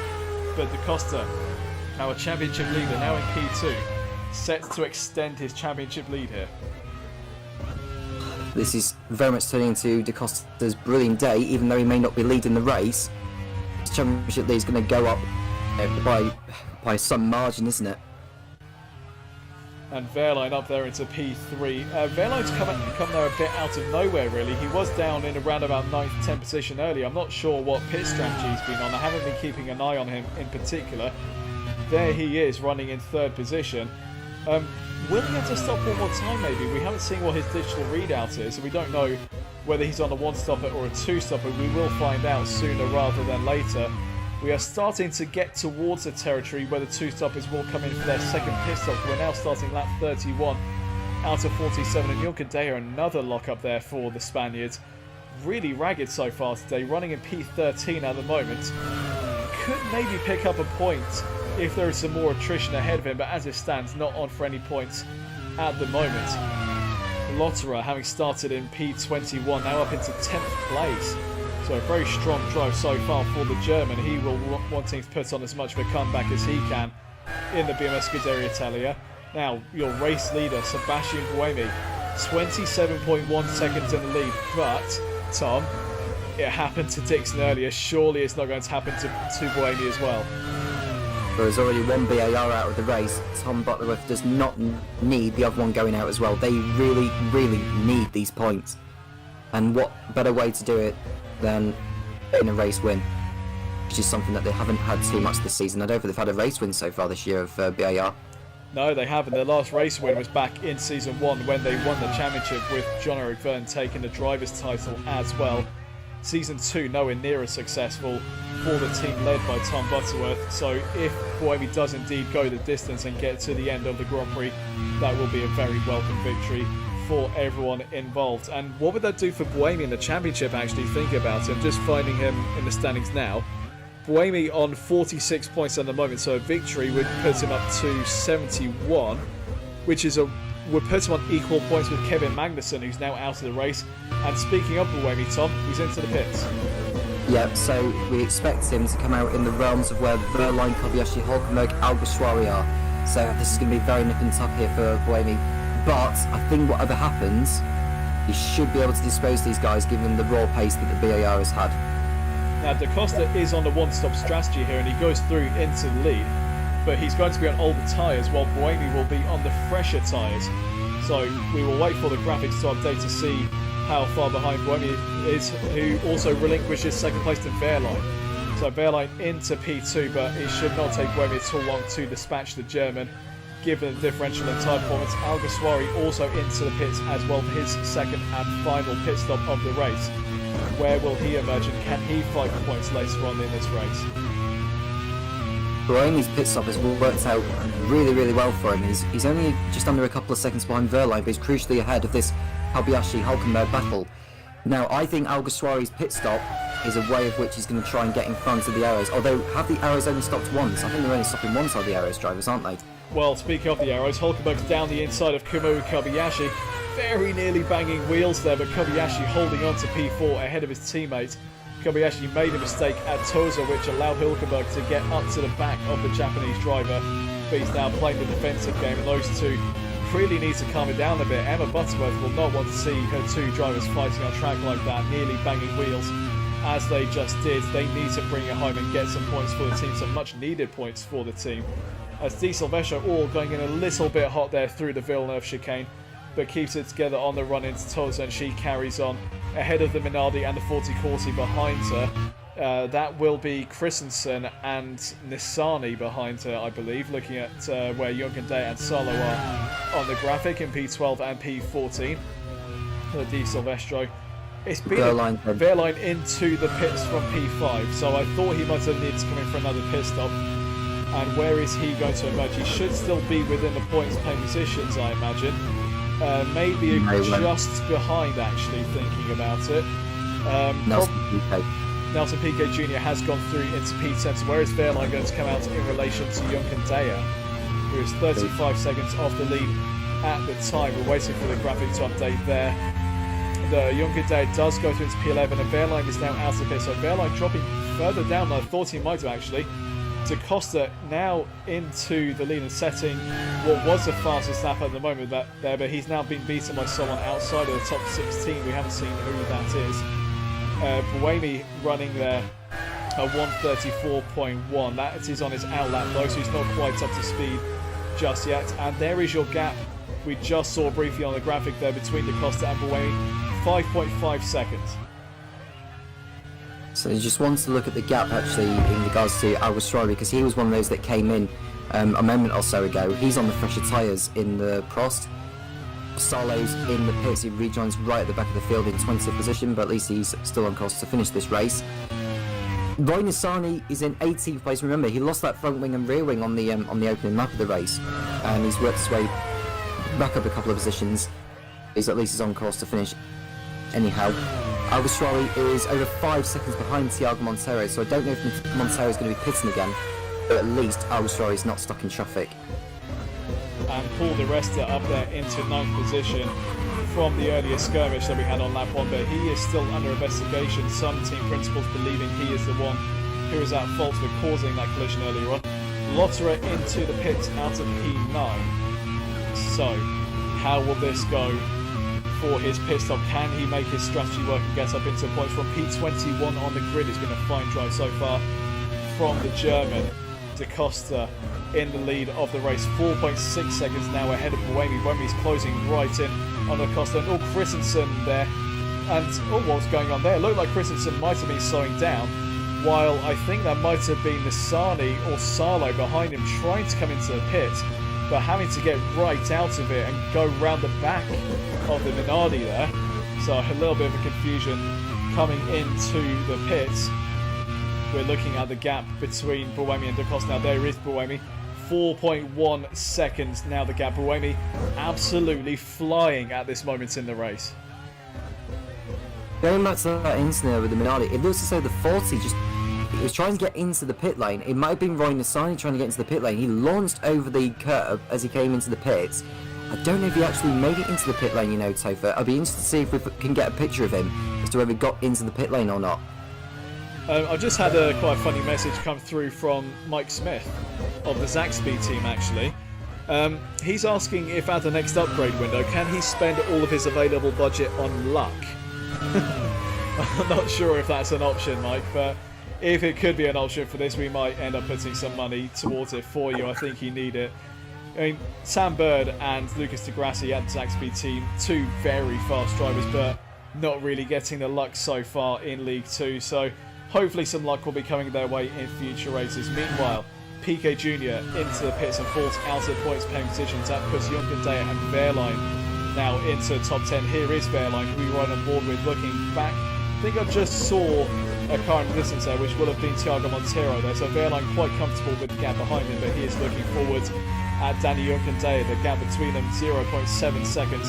Wehrlein will not want to waste any time getting past Aminardi as he wants to take some points home for the AGS team, who were in contention for a podium earlier on before Magnussen span out of contention while fighting with Da Costa earlier on.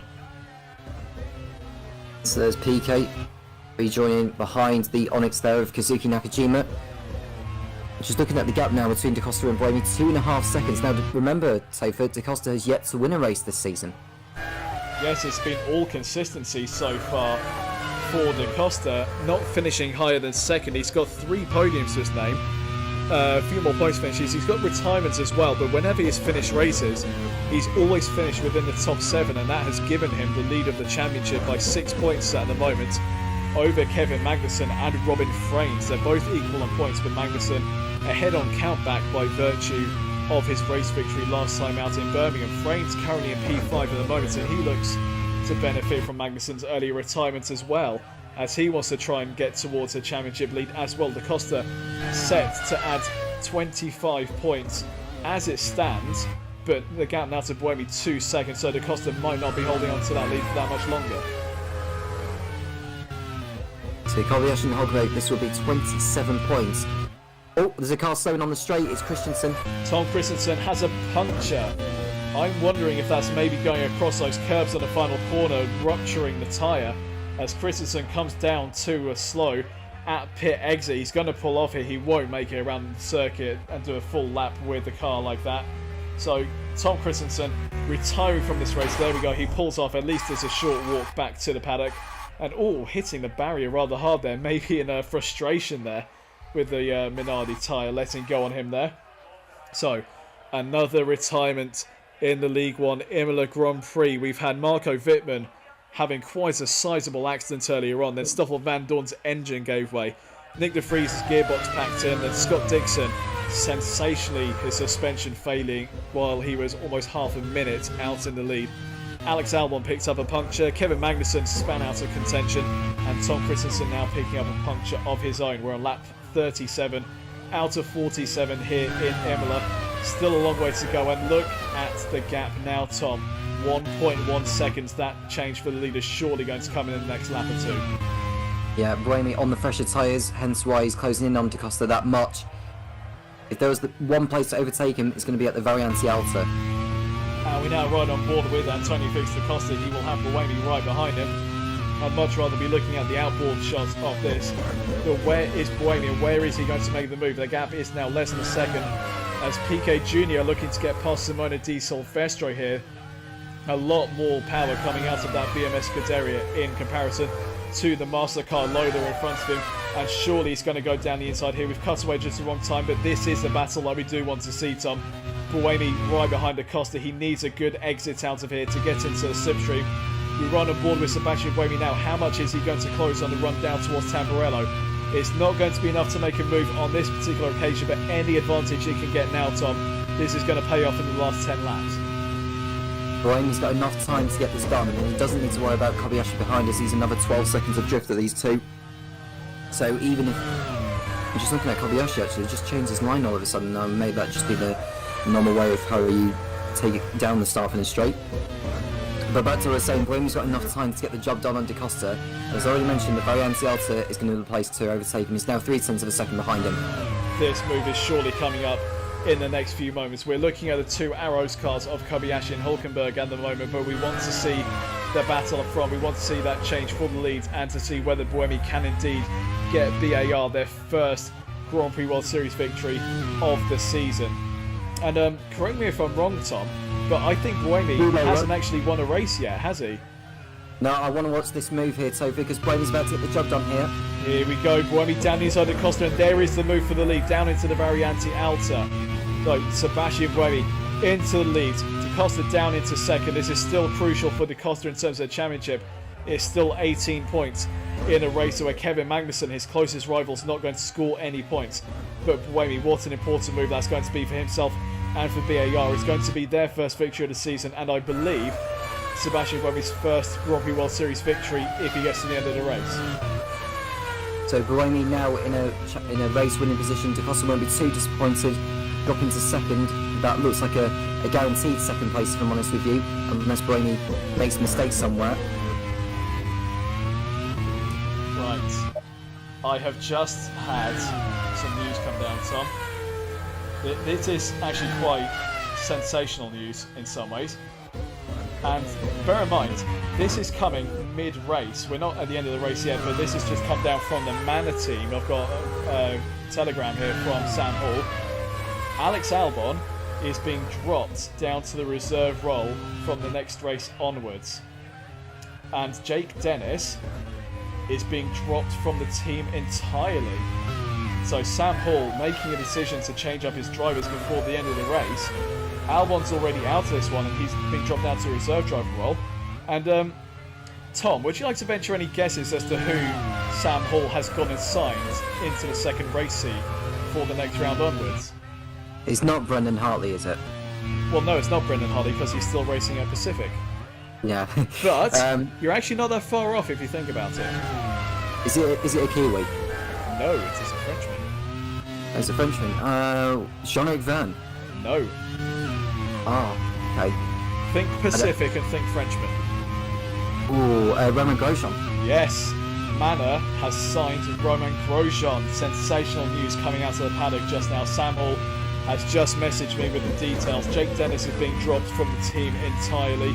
Alex Albon's going down to reserve driver role, and Romain Grosjean, who is a free agent, but teams are only allowed to have 3 contracted drivers at any one time. Pacific, in their race seats, they have Brendan Hartley and Sergio Sette Camara, and their official test driver is Daniel Kvyat. Romain Grosjean is a free agent, and he's just been signed by Manor, so from the next race onwards, Romain Grosjean will be racing in League One for the Manor team. How do you think about that one, Tom? It's a risky one. I mean, Albon's been in the car for not too long, if I'm honest with you.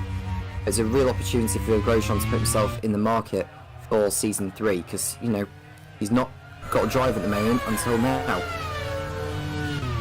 So, how is that going to transpire in the next few races? Grosjean, a very handy driver, but is he going to be able to make the most out of the Manor where others haven't necessarily? It'll be a fascinating run to see how Manor gets on, especially in the midst of their battle against relegation.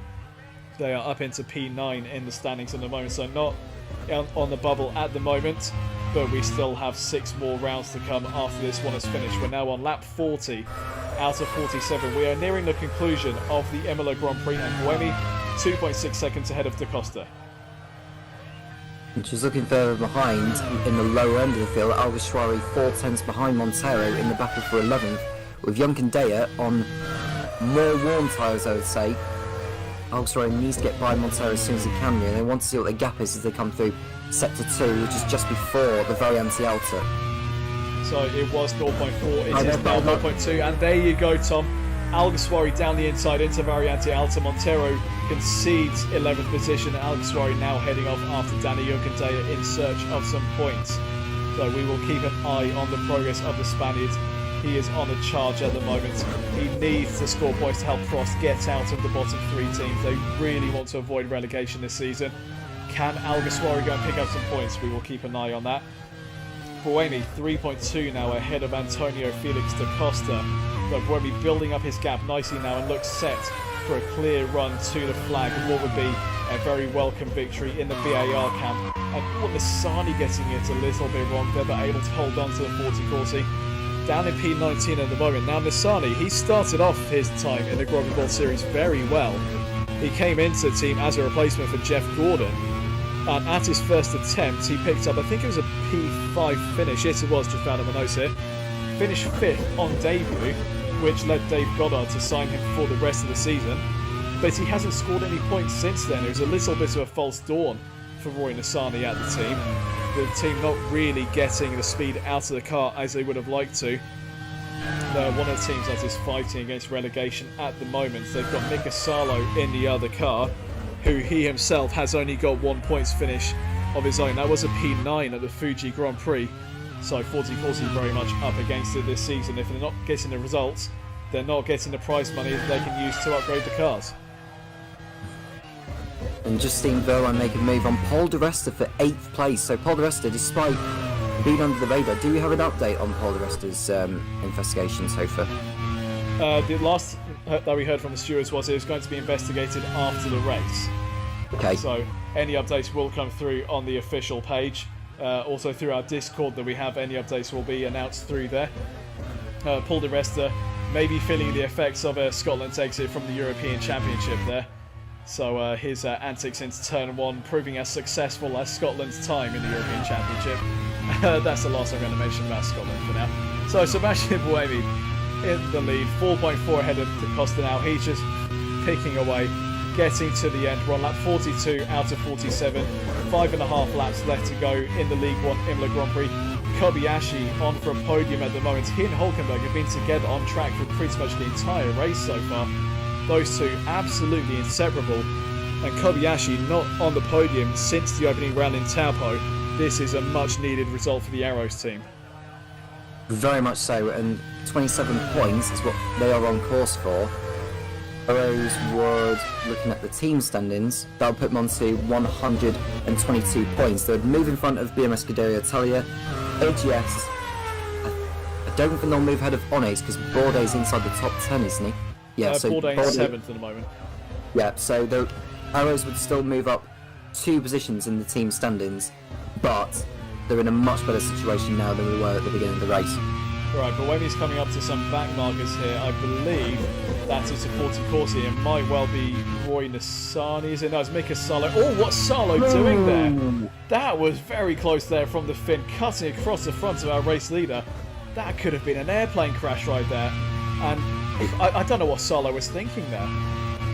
No, that was dangerous from Salo, in such a dangerous part of the racetrack where overtaking, you don't see overtaking there.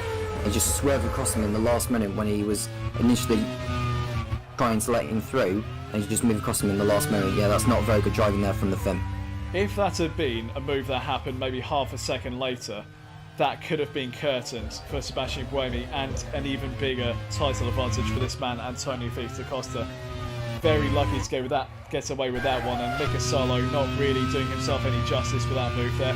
Maybe a bit of an error of frustration for Mika Salo, because he hasn't really done that much this season. Only the 1 point scoring finish at the moment, not getting the results he would have wanted, so maybe just a little bit frustrated at the fact that he was being lapped on that occasion. And we look at Alguersuari in 11th place. He's slowly closing in on Juncadella for the final points paying position. Now this is important, Topher, because Minardi are in the scrap for relegation along with Prost. Prost need this point. This is absolutely crucial between the teams that are fighting to avoid relegation at the moment. Alguersuari closing in a bit on Danny Juncadella here. The gap is 2.6 seconds, and we only have 3.5 laps left to go here in this race. So still time for Alguersuari to do something about it. But will he actually get up to the back of the Minardi in time? We will keep an eye on it. Here is Antonio Felix da Costa, championship leader, who is about to extend his lead in the championship with a second place finish. 4.4 behind Sebastian Buemi. And we've got some smoke coming back off it. There's Frames. Robin Frames with smoke coming out of the back of Super Guri. That's not going to do his championship fight any good whatsoever. There we go, an engine problem there for the Dutchman. And that is a shame, falling out of P5 of this race. That promotes Marco Andretti into 5th place, who will have a new teammate to the next race. But Frames now on fire. He needs to get off the track as soon as possible. So Robin Fraines' exit promotes Di Resta to 8th, Juncadella to 9th, and Alguersuari to 10th place. So Prost will get a point in this race after all, but there's still some time for it to change. A little bit of a bumpy ride across Variante Alta there, but he is off the track, and Fraines is out of the race. I think he might just have gone far enough to be classified still, which will get him a little bit of extra prize money towards Super Guri. Word here from Race Control. Mika Salo has received a reprimand for his antics on Buemi, so if he does anything more... Oh, Da Costa! That's both Super Guris within a lap of each other, and it's the championship leader this time. For Antonio Felix da Costa, he's now out of the race. He throws away 18 points with an engine problem there. And that is heartbreak for the Super Guri team. Both drivers in 2nd and 5th. On for a very strong haul of points, but now getting absolutely nothing. I feel for you, Topher. That's just heart-wrenching for you. Super Guri is my team, and I would be lying if I said I wasn't happy with that. I wasn't unhappy with that, but at least it does keep the championship interesting, because the highest placed driver who's now scoring points is Nico Hulkenberg. He's now set to score 15 points, which would put him onto 83 and would actually give him the lead of the championship back. Kobayashi into 2nd. He's on 27 and would go up to 45. Buemi on 46. He would go up to 71 this race. So it at least it's keeping it interesting in the championship. But I don't like to see it for myself. I don't like to see it for other team principals. But a double retirement for Super Guri within a lap of each other, and it's the exact same problem for them as Calderon goes wide there. Was she forced off a little bit by Piquet there? I was wondering, whether Calderon outbraked herself into Piratella or whether Piquet forced her wide. We'll leave it for the stewards to have a look at. That's really, really heartbreaking for you, Topher, for the Super Guri team. And in regards to the teams championship, now Super Guri were leading the title race with Syntec only picking up a couple of points, I think, for the fastest and pole position. Onyx not scoring big, to be honest with you. AGS not scoring big. Arrows most certainly will be scoring big. 33 points they'll be scoring now, which would put them onto 130. So only 18 points off the lead at the top. I don't know what to say. Sam Hall, you can smeg off with that comment. You can see what he said in the YouTube live chat, but we're on lap 46 out of 47. It's a penultimate lap of the race. Sebastian Buemi on course for his maiden Grand Prix World Series victory. And won't that be 16 Grand Prix winners from 20 races, Tom?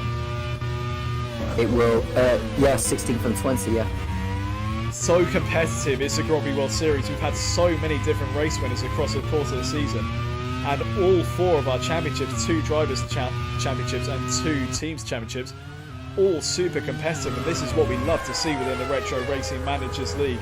Close action, close fighting, overtakes, reliability, but more importantly, a close fight for the championships.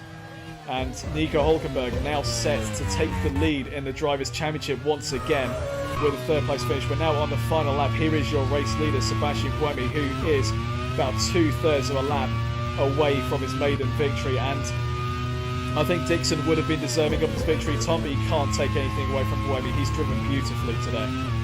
He has. He's just got half a lap to go to make sure he just gets the car to the end. He's got 12.5 seconds in hand, so he doesn't need to be hammering the car around Ackermann Rally or Variante Alta or Ravazza. He's been splendid in this one. He's got it right today. And the gap is 12.5 seconds. He's got absolutely no threat behind him. He navigates a Variante Alta for the last time. Only 2 corners left to go, and he will be a race winner in the Grand Prix World Series. He was dropped mid-season in Season 1 in favour of Pascal Wehrlein at BAR. He was brought back into the team for Season 2. He rewarded that faith with a podium, and he's now about to go one step further with the Grand Prix victory. Take notice, Tom Butterworth. He's gone and done the job. Sebastian Buemi wins the League 1 Imola Grand Prix. A fantastic drive from the Swiss in the BAR there. And it's going to be a double podium for the Arrow team and a triple podium for the Butterworth household, actually. Tom Butterworth winning for BAR and Emma Butterworth taking a double podium with the Arrows team. Strong drives all around there for the top 3. Marco Andretti, P4 for the Manor team. How crucial are those points going to be in their fight in the championship? Sebastian Bourdais, 5th place across the line for the Onyx team. That's 10 points for himself. Pascal Wehrlein doing well to get up into P6. Still brings home 8 points for the AGS team. They should have got more earlier on were it not for Kevin Magnussen's spin. De Resta, 7th place for him. A strong drive later on in the race on his 2nd stint. Danny Junkendaya, 2 points finishes out of 2 for him in the Minardi. And Jaime Alguersuari does the job and gets P9, 2 points for the Prost team there. And Thiago Montero is going to make it a double points finish for the Midland team. That's Thiago Montero's first point of the season, is it not, Topher? He's already got points this season, sorry, my apologies. He got a 5th place finish in Malaysia and a 9th place finish in Korea. But nevertheless, Montero back in the points. Or Midland, De Resta, we don't know for certain what going to be happening with him yet, but he is provisionally 7th. It's all unofficial. Montero, he was benched for the last race in favour of Lewis Williamson. He's come back into the team and straight away gone and got a point. So I think Michael Gillespie is going to be very happy with how both of his drivers have done today. The race is now officially over, and here are your race results. Sebastian Buemi wins ahead of Kamui Kobayashi and Nico Hulkenberg, an all Butterworth podium there. Marco Andretti, 4th for Manor, ahead of Sebastian Bourdais. Pascal Wehrlein in 6th. De Resta in 7th, but potentially under investigation for his earlier antics. Danny Junkendaya in 8th, ahead of Jaime Alguersuari and Thiago Montero, rounding out the points finishes there. Andre Lotterer not quite able to get into the points, go from 21st to 11th. And ahead of Nelson Piquet Jr. And Calderon, Nakajima, Di Silvestro, Salo, Nissani, and then DaCosta and Fraines, both retiring near the end, but still classified. Then Christensen, Magnussen, Albon, Dixon, De Vries, Van Dorn, and a huge crash for Wittmann earlier on. He's perfectly fine after that incident. Scott Dixon does bring home an additional points for the fastest lap there. So Simtech picking up 2 championship points here today. And Tom, action, action, action all the way through. Just try and round up everything that's gone on today. Well, We felt that Simtek's reliability could hit them again, and today was another example. It did hit them again, and that's a really bitter blow for Scott Woodward and for his team in their quest for the championship. And now on to Magny Cour, and he really does need some French blessings going his way, doesn't he? He does indeed. We will bring you all of the updates on Stewart's investigations on our Discord page. You can find everything on the fandom page as well. But for now, I'm Topher Smith. Alongside me is Tom Kent as usual. A great job from him, as always. Thank you very much for tuning in, and see you next time for our French round at Magny Cour. It makes a return to the F1 calendar. Can it produce another classic in the Grand Prix World Series? Let's tune in next Wednesday and find out. But for now, thank you very much. See you next time.